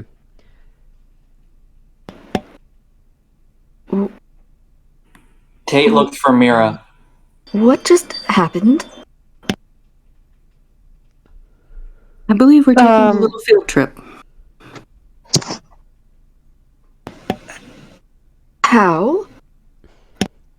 I'll explain later. For now, we need to find the others. Understood.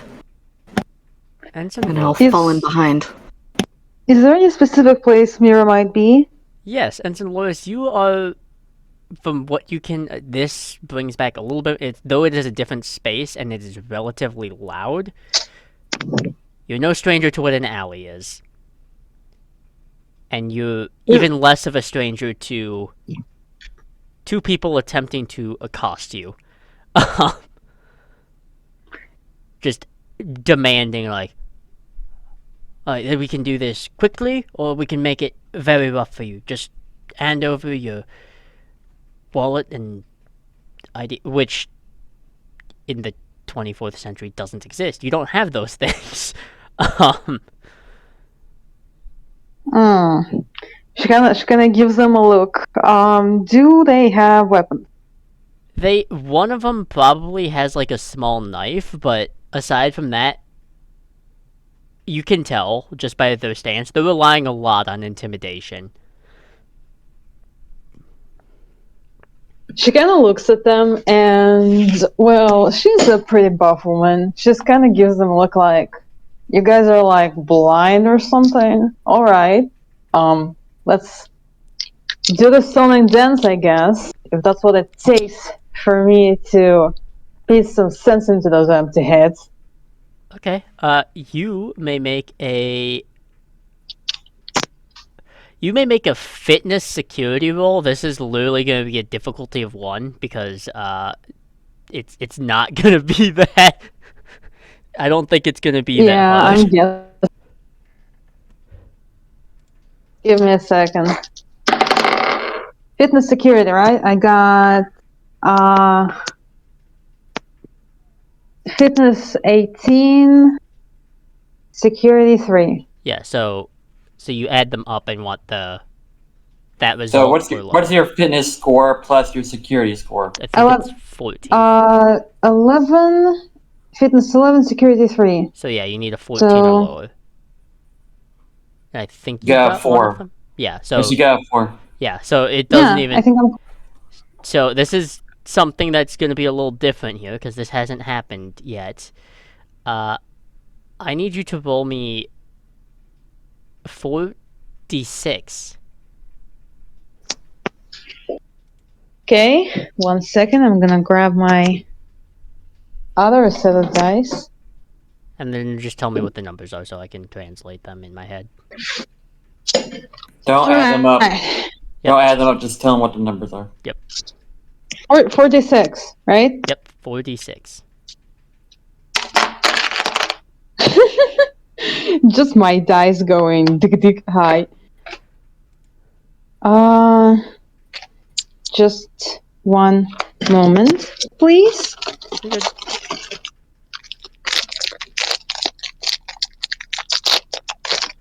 And trust me, it's easier than trying to open the goddamn thing. Okay, there we go. Okay. So we got 5542. This person crumples to the ground. The first person makes a swipe at you, and you just kind of move back and just you in this kind of moment of moving back, you realize looking at this person you have never actually done anything with this knife aside from intimidate people with it. And just a clean swing, and he just kind of hits the side of the alley, the side of his head kind of hits it, and he just kind of slides downwards. And his friend does not stick around, and they are probably not that close of friends because he just runs around he's gone. Where does Well, Tate this find is, themselves? Oh, sorry. Tate will actually probably see the later conclusion, just kind of coming across, turning the corner as the one person is beginning to run out and the person hitting the wall, just turning the corner. That's such a good visual. Mira doing Oh that. yeah, it's absolutely. You can see her this is what Mira was before she joined the Starfleet. Her eyes burning, her hair just going wild. She has this mad grin on her face. The kind of oh my god, finally I get to fucking go wild for a second there. So she's I don't know. You can see she's a warrior. Yeah. You turn into seeing that as this other person kind of as they come out of this alley, they also kind of do that half stumble and fall before getting up and just running away. Perfect. Yeah. How far away Mira kind are? of oh, sorry. How far away are Jaloryn and Kavai? Not that far because you're probably able to see the command red of Commander Hone. I think Tate just goes up to Mira. Are you alright, Ensign? Oh God. Apologies. You've seen that. Yes. They were I'm they were fine. attacking you. No apologies necessary. Are you okay? Yeah, I'm pretty alright. I guess I should check up on this guy. I mean, I did. That's hard. He'll be fine. This Let's guy is go. just really weak. He'll be fine. He Oh, should be fine. He'll wake up. all right. Yes. Let's Let's go go find. then. Let's go find the others, and then we leave the alley. Okay. You will intersect with each other almost within like 2 minutes. It is kind of that struggle because again, that whole city mentality of I'm already walking here, so therefore you don't exist and you are in my way, and I will make no attempt to move out. People in the 21st century, they're rude. Yeah, Jaloryn Yeah, seems Miri's to feeling like herself recognize like. this. Yeah, Jaloryn seems to recognize this right off the bat, and is like she just casually gears them towards a quiet corner of the alleyway that they were at, where there doesn't seem to be any flow of traffic at all. It's like it's just a quiet little bubble. Okay. Yeah, finding like a different alley, or actually more likely, one of the places you can find just around here, like kind of hidden in with the apartments, is like a small, like almost like one of those alleyway like basketball courts is a good place. Doesn't seem to they don't seem to be currently occupied. She directs them over there. Well, she kind of half directs and half leads them over to that little hidden courtway, Mhm. courtyard thing. Yep. You get there no problem.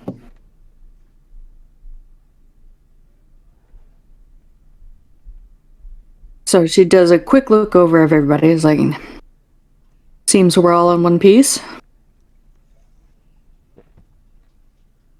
Yeah. Well, honestly, this doesn't seem so bad. I mean, it's confusing, but at least, well, we're in a big city. I saw a newspaper. I saw a paper with a date, 2027. Somehow we ended up in the past. Do you know how that happened, Commander? I have Was my it white? suspicions. At the moment, we need to figure out why we're here. That may give us a clue as how to get back home.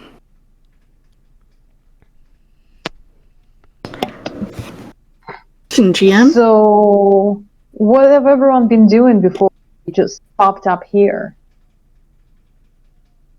You were kind of all minding your own business. Kavai, what were you gonna say? I didn't think I said anything. Yeah, I had a question.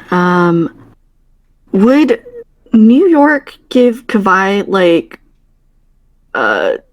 more seedy places of Orion vibes? Around in where you general? are, not currently because it is kind of the middle of the day, but even just like kind a of big city in general. just the vibe of it a little bit. Okay. So I think her bearing kind of shifts a little bit to standing up a little straighter, arms crossed, kind of putting on a front, but not really. Mira kind of approaches her like, hey, it's cool. People here are much less, pimped up than they are back in our time. No cybernetics and such. We They're can break them with one staring. fist. People keep Oh. staring. Wait, isn't this I heard about this. The time when, God, what was it? Science fiction was popular, right? Maybe if we can, like, give you some sort of, I don't know, makeshift, weird features, we can make it past, like, you're some sort of a, what was it called? Furry? No, that's a different part. Oh my! Oh my god. The moment Kabai learns about furries, it's all over for you bitches. Oh my god!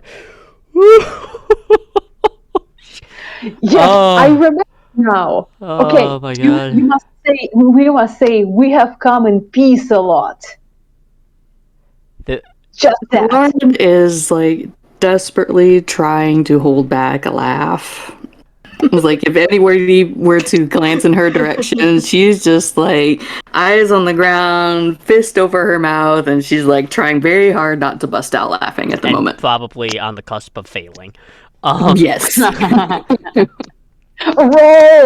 roll for it, motherfucker. The as you kind of go like are deciding this, there is some individual almost like moving through, like pushing a cart and moving up to your group, almost like set up in a weird little like panhandling setup.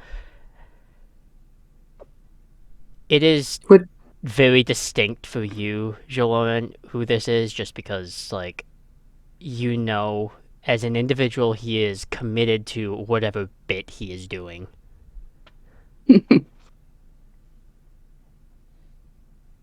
So she straightens up a little bit and she just kind of meanders over to him. So, where are you going with all that, grandfather?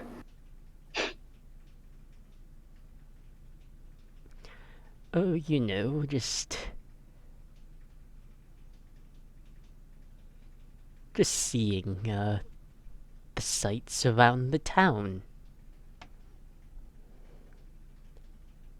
What sort of sights interest you today? Kind of digs through the cart, and there is a. It's not a newspaper, but it is a magazine. And hands it to you. Oh, just some of the stuff in here. And his posture will straighten just for a brief moment. I told you. You do have a part to play in all of this, Commander.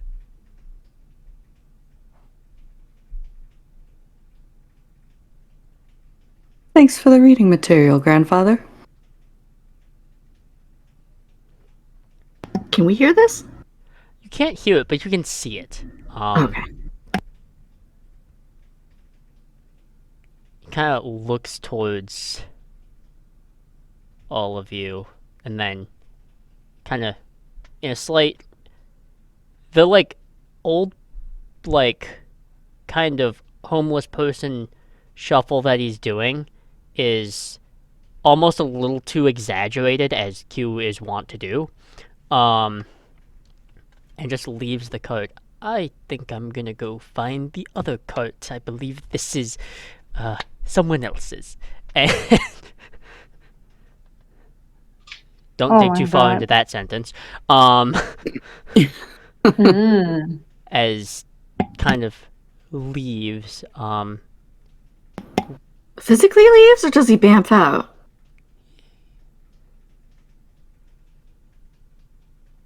No, he's a Spider-Man. he's a fucking out of drama there. queen. He'll literally just bamf out.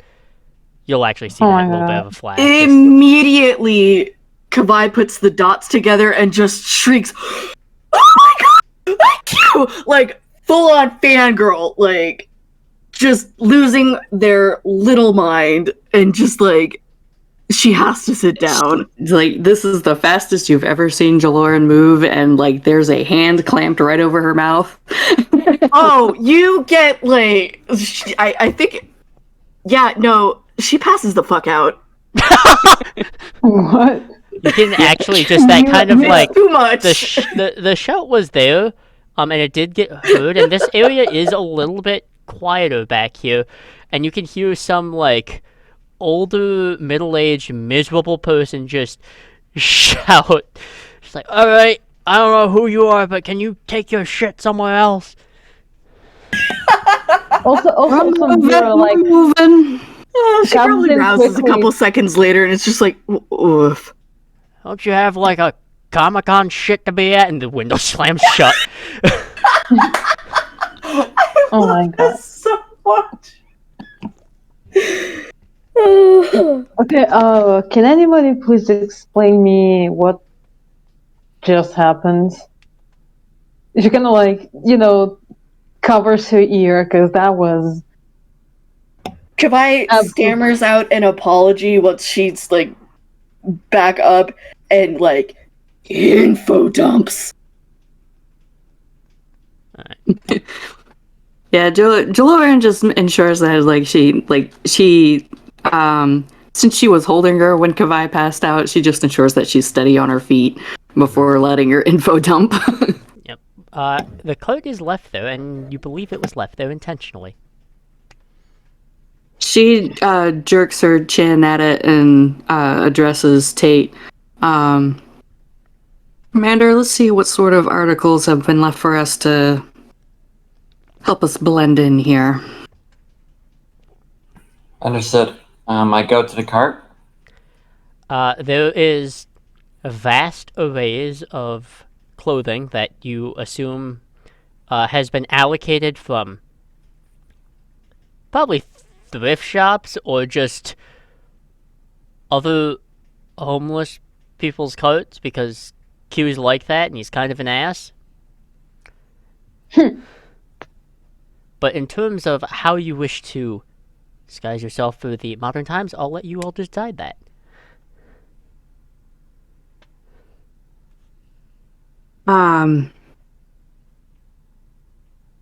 One of the things that Kavai would notice is when Jaloryn makes contact with her again, because this is a second instance of skin-to-skin contact, that strange feedback isn't there. Okay. But there's an odd sense of quiet and silence. It's like almost as if Kavai could snuggle into it for ages. Oh, Aww. I don't think she's ever felt that with anyone before, and she lingers.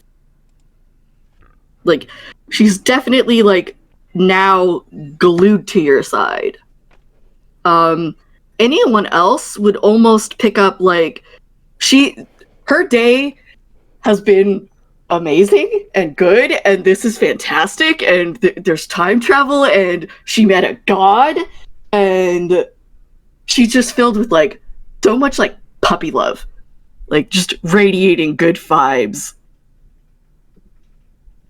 And if she had done any reflection on the previous contact, she might have put together two and two as to like the fact that Jaloryn clearly has some telepathy abilities that would start to put dots together for her that like this is why she's not reacting to any of the pheromones or anything like Kavai's moods. I think she's comforted by that. It's very much like a case of, oh, you're someone safe for me to be around. I have never had anyone in my life like this. This is a good thing. Today is a great day. Yeah, and they're so overwhelmed. Yeah, and the second instance of contact where she gets that sensation like kind of reinforces that suspicion that like she's not going to be affected by Kavai's physiological quirks. Mm-hmm.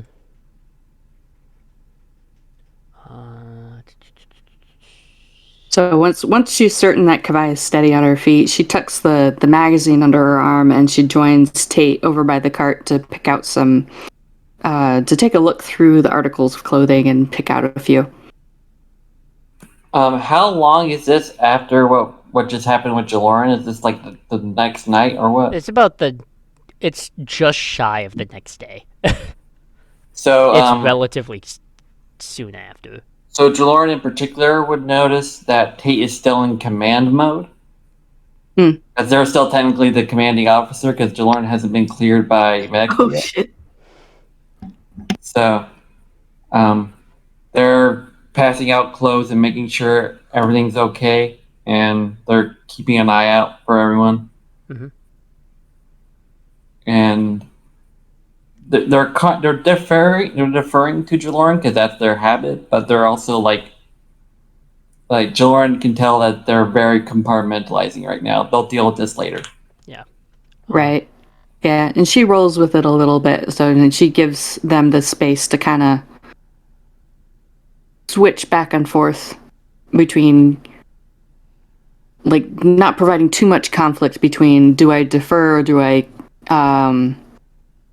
step up into command mode again. Yeah. She tries to make it pretty clear which is which. So Tay will turn to the commander and say, "Commander, do you know anything about the situation? It looked like you were talking to that person and you knew them." She nods over to where Kavai is info dumping Mira. Well, And then they took the Enterprise all the way to the Borg and just, oh my god. So what you're saying is basically a whole ass god took the lot of us and dumped us in the past for no reason. as you can see, Tate, Kavai seems to have figured out that we're dealing with Q. Oh, great. I think Kavai even looks to the commander with, like, even more of a renewed sense of awe. Like, Q don't come to people unless Randomly? they're important. Unless there's a purpose to it, yeah. Yes. Yeah. No, really, why are we so calm right now? I mean, Kavai is not calm. Yeah, except for, but that's a different type of emotion. I'm not digging into this. We are in the past and we have no knowledge of. I mean, I personally don't. Do we know how to come back? Oh, we'll figure it out. This will be fine. Like, they don't just. This is amazing. Kavai first deep breath. Second, I'm serious here. It's great, I guess, adventure, woohoo. But do we actually know why we're here? Except for, I don't know, an eccentric idea of some near god person. Tate is checking the cart for anything other than clothes. Can I assist? Go ahead. Yeah. Yeah, and Jaloryn's already picked out something, and she pulls the magazine out, and she wiggles it a little bit to draw Mira's attention to it, and it's like, I believe he provided us with a clue, but first, let's get our outfits sorted out so we don't stand out near as much. Yeah. One of the things you can dig in through Oh, is... a clue! How cute! It's like we're in some sort of a, what do you call it? Locked room mystery. What? I'm so frustrated about this. What? I'm sorry. I'm just gonna You mean an escape be room? real quick. I guess, yes. But the escape room is the entirety of 21st century. Mira just kind of takes off her jacket, and she's left in like kind of a white, not a t-shirt, just a shirt, kind of, without armless, the one. Uh, Begin with. some of the stuff that you can I will avert note their gaze. Some of the stuff that you can notice is there's the magazine, and it looks like it's a little bit, has some damage to it. Might have been sitting out in like the heat or perhaps a light rain at one point. There is a there looks to be a small like leather wallet, and it does appear to have some form of currency in it. And judging by how it's like presented and its wear and tear here, again, looking at its design and stuff, it's like, and it's not like you can always analyze something that is made to look like it's old. This is just straight up old, so it's just really putting more questions as to how and why Q acquired this. But as far as like attire and such, you may choose how that looks, because I think that's for you as players to decide. But given the like lighting that you can see, it does look like it will be dark within a couple hours or so. Yeah, for the moment, Jaloryn just gets everybody's focus on picking out season is it? outfits and arranging getting changed. Oh yeah, that's a good question. What season? What season? Let me Yeah. check the notes really quick. It would be later winter season. Okay. Oh, so we can't. I can't walk in a fucking t-shirt. Sure you can. You can. People are crazy. They do it all the time. I'm from People walk Minnesota. around in I do it shorts all the and time. Foot of snow. My gosh. I saw that regularly in college. It's like shorts and it's snowing. And it's like, really? Really? I mean, her abs are hot, but not that hot. Can't sizzle some eggs on them? You probably can. Nobody ever tried. We can power it with Kavai's embarrassment. Anyways, Absolutely. I think Kavai would find like a patchwork skirt, like I don't want to say like hippie, but like very long, Pretty like hippie. ankle length. Definitely made up of like a bunch of different fabrics. Black long sleeve hoodie that would probably have some obscure band logo on it, faded. Definitely that has a hood, and a mask at the very bottom of this cart that she's loath to put on, but it is the only thing that can cover up the most of her face. Am I going to get sick from this? I mean, unless it has like bugs in it, I guess not. They actually don't have a lot of the sicknesses that we develop throughout the next few centuries. Tate pulls out a pair of jeans and a hoodie. Tate's dressing very masculine. They're wearing a big hoodie with the hood up. They tied their hair back, and boots. Is trying to like look more masculine than feminine right now. okay. As for Mira, oh sorry. I was going to make a note. Kavai specifically goes out of their way to find somewhere like very secluded to change. Tate surprisingly doesn't care that much. Neither does Mira. She used to have to change in the kind of co-op changing rooms while at the arena. So whether you see her body or not, it's not very important. So basically, she was already wearing like very comfortable pants and boots. So all she had to do was find a t-shirt, a specifically leather jacket that Hell yeah. surprisingly fit her, and she grabbed like very, very thick shades to cover her cybernetic eye. And now she looks like a Terminator.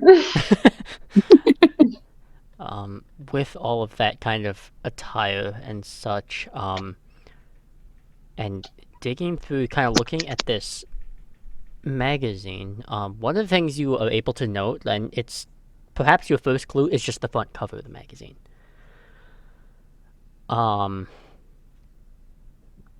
It is denoting a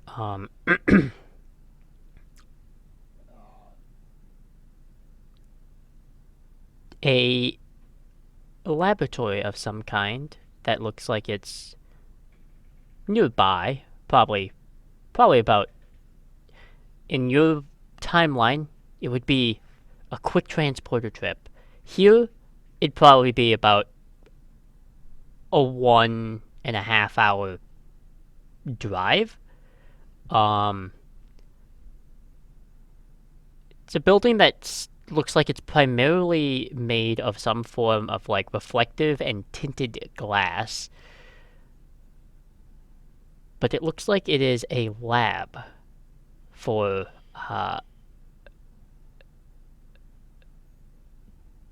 genetic alteration and theory. Delightful. All of you, except probably Mira, there is a notable point in Earth's history from 2026 to, I believe it's 2056.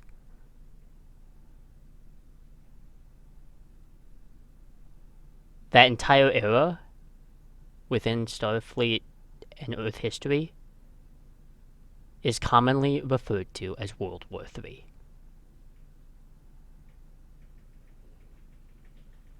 That's not horrific at all. So we're at the beginning of the eugenics wars, aren't we?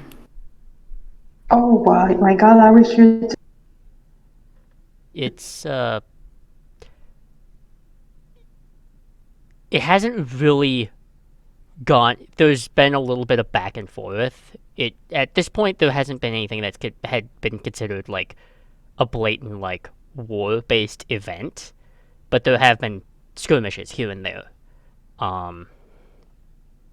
Like between just factions. It hasn't really spiraled into something drastic yet.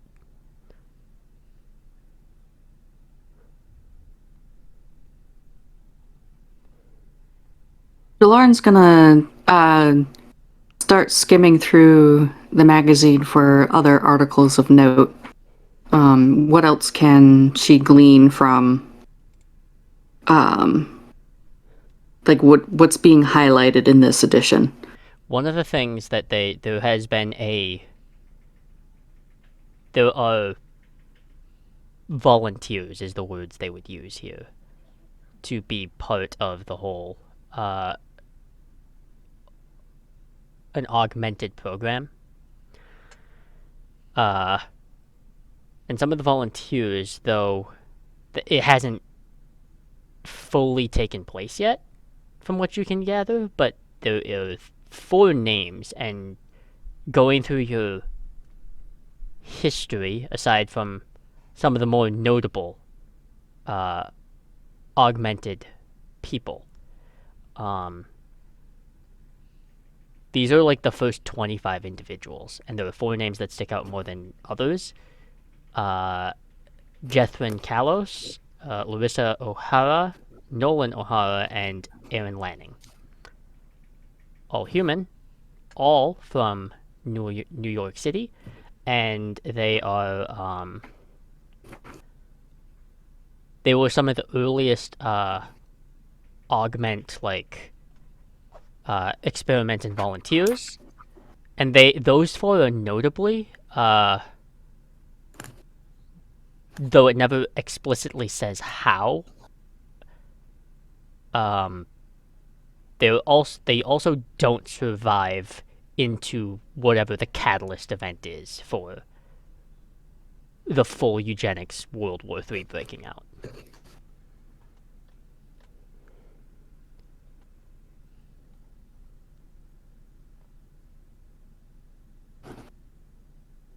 They're all already very promising, like, college students, though.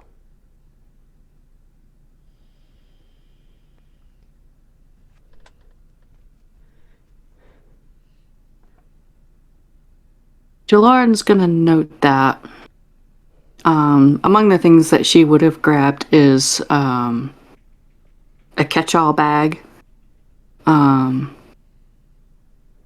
And she would make note of that information and then tuck the magazine as well as any other items that she happened to be holding when they went poof into the bag, along with the wallet with cash in it. You can see that there's about 200 to 300 in there. Okay. Just raising more questions for Q, but he'll never stay. Yeah,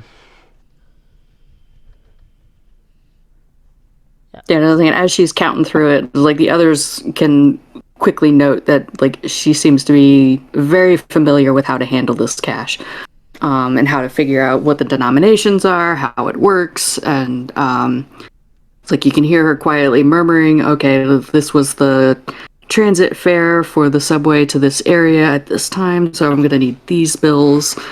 And Already notably, planning you out will how to get see there. ones, 5s, 10s, 20s, and at least 100. It seems like it's fairly spread out, because anyone with any sense in the 21st century, the $10 bill is magic. No one can convince me otherwise. That $10 bill is like a magic number. Yep. Tens are beautiful. But going through, what is your first order of business here? Once she's certain that everybody's settled on an appropriate clothing, and she kind of helps here and there with adjusting, disguising odd features, she just gestures towards the end of the alleyway and is like, "Let's go see if we can find a subway map." Feel like I think you get a lot of blank stares. And Tate goes, "What's a subway?" You're about to find out. I think Kavai will lean over and whisper to Tate, "It's a sandwich."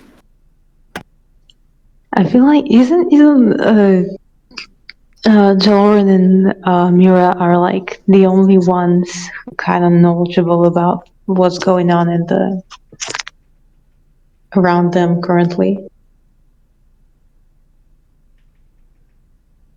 I don't think we're going to lead up to that. I think it's way more hilarious if we just do a rough cut to them just being in a subway car. Oh my god, that's Yeah. so funny actually. Yes. Yeah, we have Kavai this looking a super little bit cut of- disappointed, like, "Oh, this isn't food." Yeah, we have a supercut of scenes of Jaloryn trying to show them this is what a subway map looks like, getting them to the station, showing them how to get tickets, and getting through the stall and waiting for the subway car to arrive. And then realizing that the subway car, as large as it is always going to be crowded. Kavai absolutely like hops the turnstile once she sees a local do it. Oh my god. But it's like, at this point, even Jaloryn's familiarity with how all this works is starting to stand out to the others. Mm-hmm. Yeah, Tate notices that, but Tate isn't gonna comment on it right now. History nerd. They're in the middle of a crisis right now. Yeah. Where are you heading with this subway? She's gonna take them to the stop that's closest to the laboratory that was mentioned. She wants to scout out that area a bit. Okay. Yeah, you can get fairly close to it. I mean, you won't be able to get within, like, as far as what is considered its private property. There's a huge amount of space. But one thing that you will notice are about 6 military vehicles. 6 military vehicles, that very, like, kind of tan coloration to them. There are soldiers about, and there is one individual, looks like they are in charge, and you do not know their name. The person to help describe them is they are portrayed by William Dafoe. Great. That's a good pull. The guy with a very punchable face. Awesome. You get the shouts are somewhat muffled, but there is one of the soldiers there has opened up, like, forcibly opened up the gate, and they are entering into that. Yeah, Jaloryn's focus is like her main goal right then was just to get eyes on the place, so she's kept them off to one side just to kind of get a scope of what is this area. It's a lot easier to figure out how to manage things when you could see it, not just reading it in an article. Mm-hmm. So she's definitely curious as to what's going on here with this gate forcing open. So she's going to inch a little closer to kind of see if she can hear what they're actually saying. But still out of sight as much as possible. Okay. Yeah, you can get close enough to hear, and as you are kind of listening a little bit, you can hear just a little bit of some of the conversation is a little bit choppy just because you can't necessarily hear all of it. But what you do get is just a conversation of, oh, I don't know about this, Colonel. Like, what if we're wrong about this? And a couple of other things there. There's a couple back and forths of, like, you know, and what you're getting out of this conversation is you're starting to learn, like, a lot of these soldiers, they are following orders because they have to, but they're also under the impression that, like, anyone who's not, like, blind and knows there's a lot simmering under the surface in the general eye of the public that is just ready to explode, and one wrong move will just detonate it. And so this is, like, the Colonel kind of forcing them to do this is, like, this is just, like, willingly stepping on eggshells. Like, not even gently. He does not seem that concerned by it, though.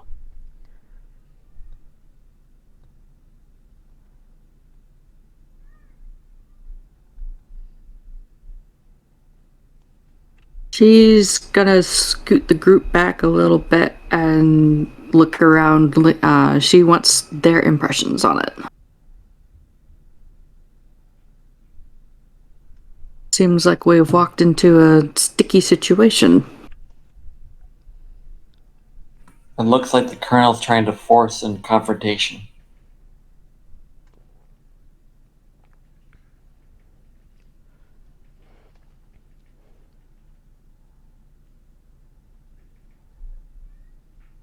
Do we need them out of the area?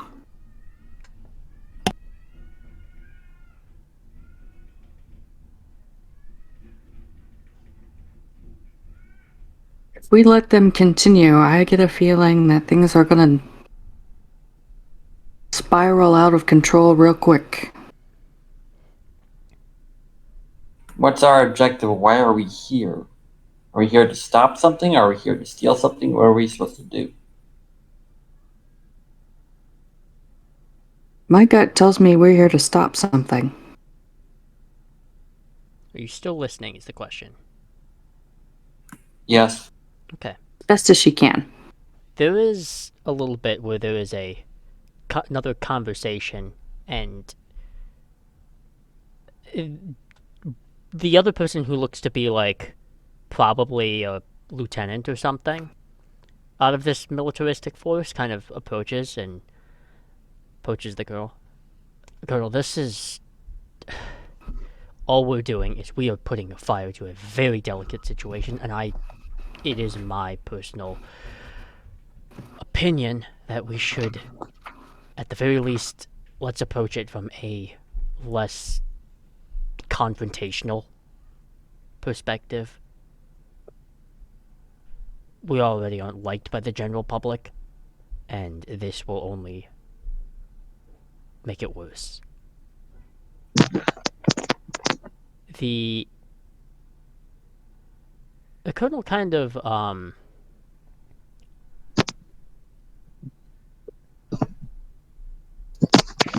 gets, like, stands up a little bit more straight, and you didn't realize this, but he seemed like had a relaxed posture. And when he straightens up, he's almost a half foot taller than his lieutenant. There is a sense of it's ever so subtle, but Kavai, you've paid attention to it. You were able to start translating it, this body language. And he just kind of puts a light shoulder on his lieutenant, like a hand on his lieutenant's shoulder, pats it softly, but to the point where it's almost a little condescending. And you just hear him say, "It's okay, Lieutenant. We're just visiting." And that is where we are going to end this session. Ah! No. I think we found our invaders.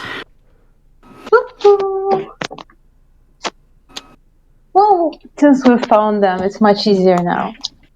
So exciting. It Good is. session. Holy shit. Yeah. It's an awesome session, totally. It's one of these. This one I've been looking forward to because it's an event, and it's the whole like sitting here like, no, Jaloryn's gonna have an event happen, and unfortunately there will be collateral damage, as Q is wont to do. But anyways, to everyone that is stuck around, that is our episode 7 of Star Trek Intelligence, and as always, if we have been even a little bit, whether an hour, a day, or at least for the week, we hope we have been a healthy bit of R&R, and we will be signing out and seeing ya. Thanks for watching.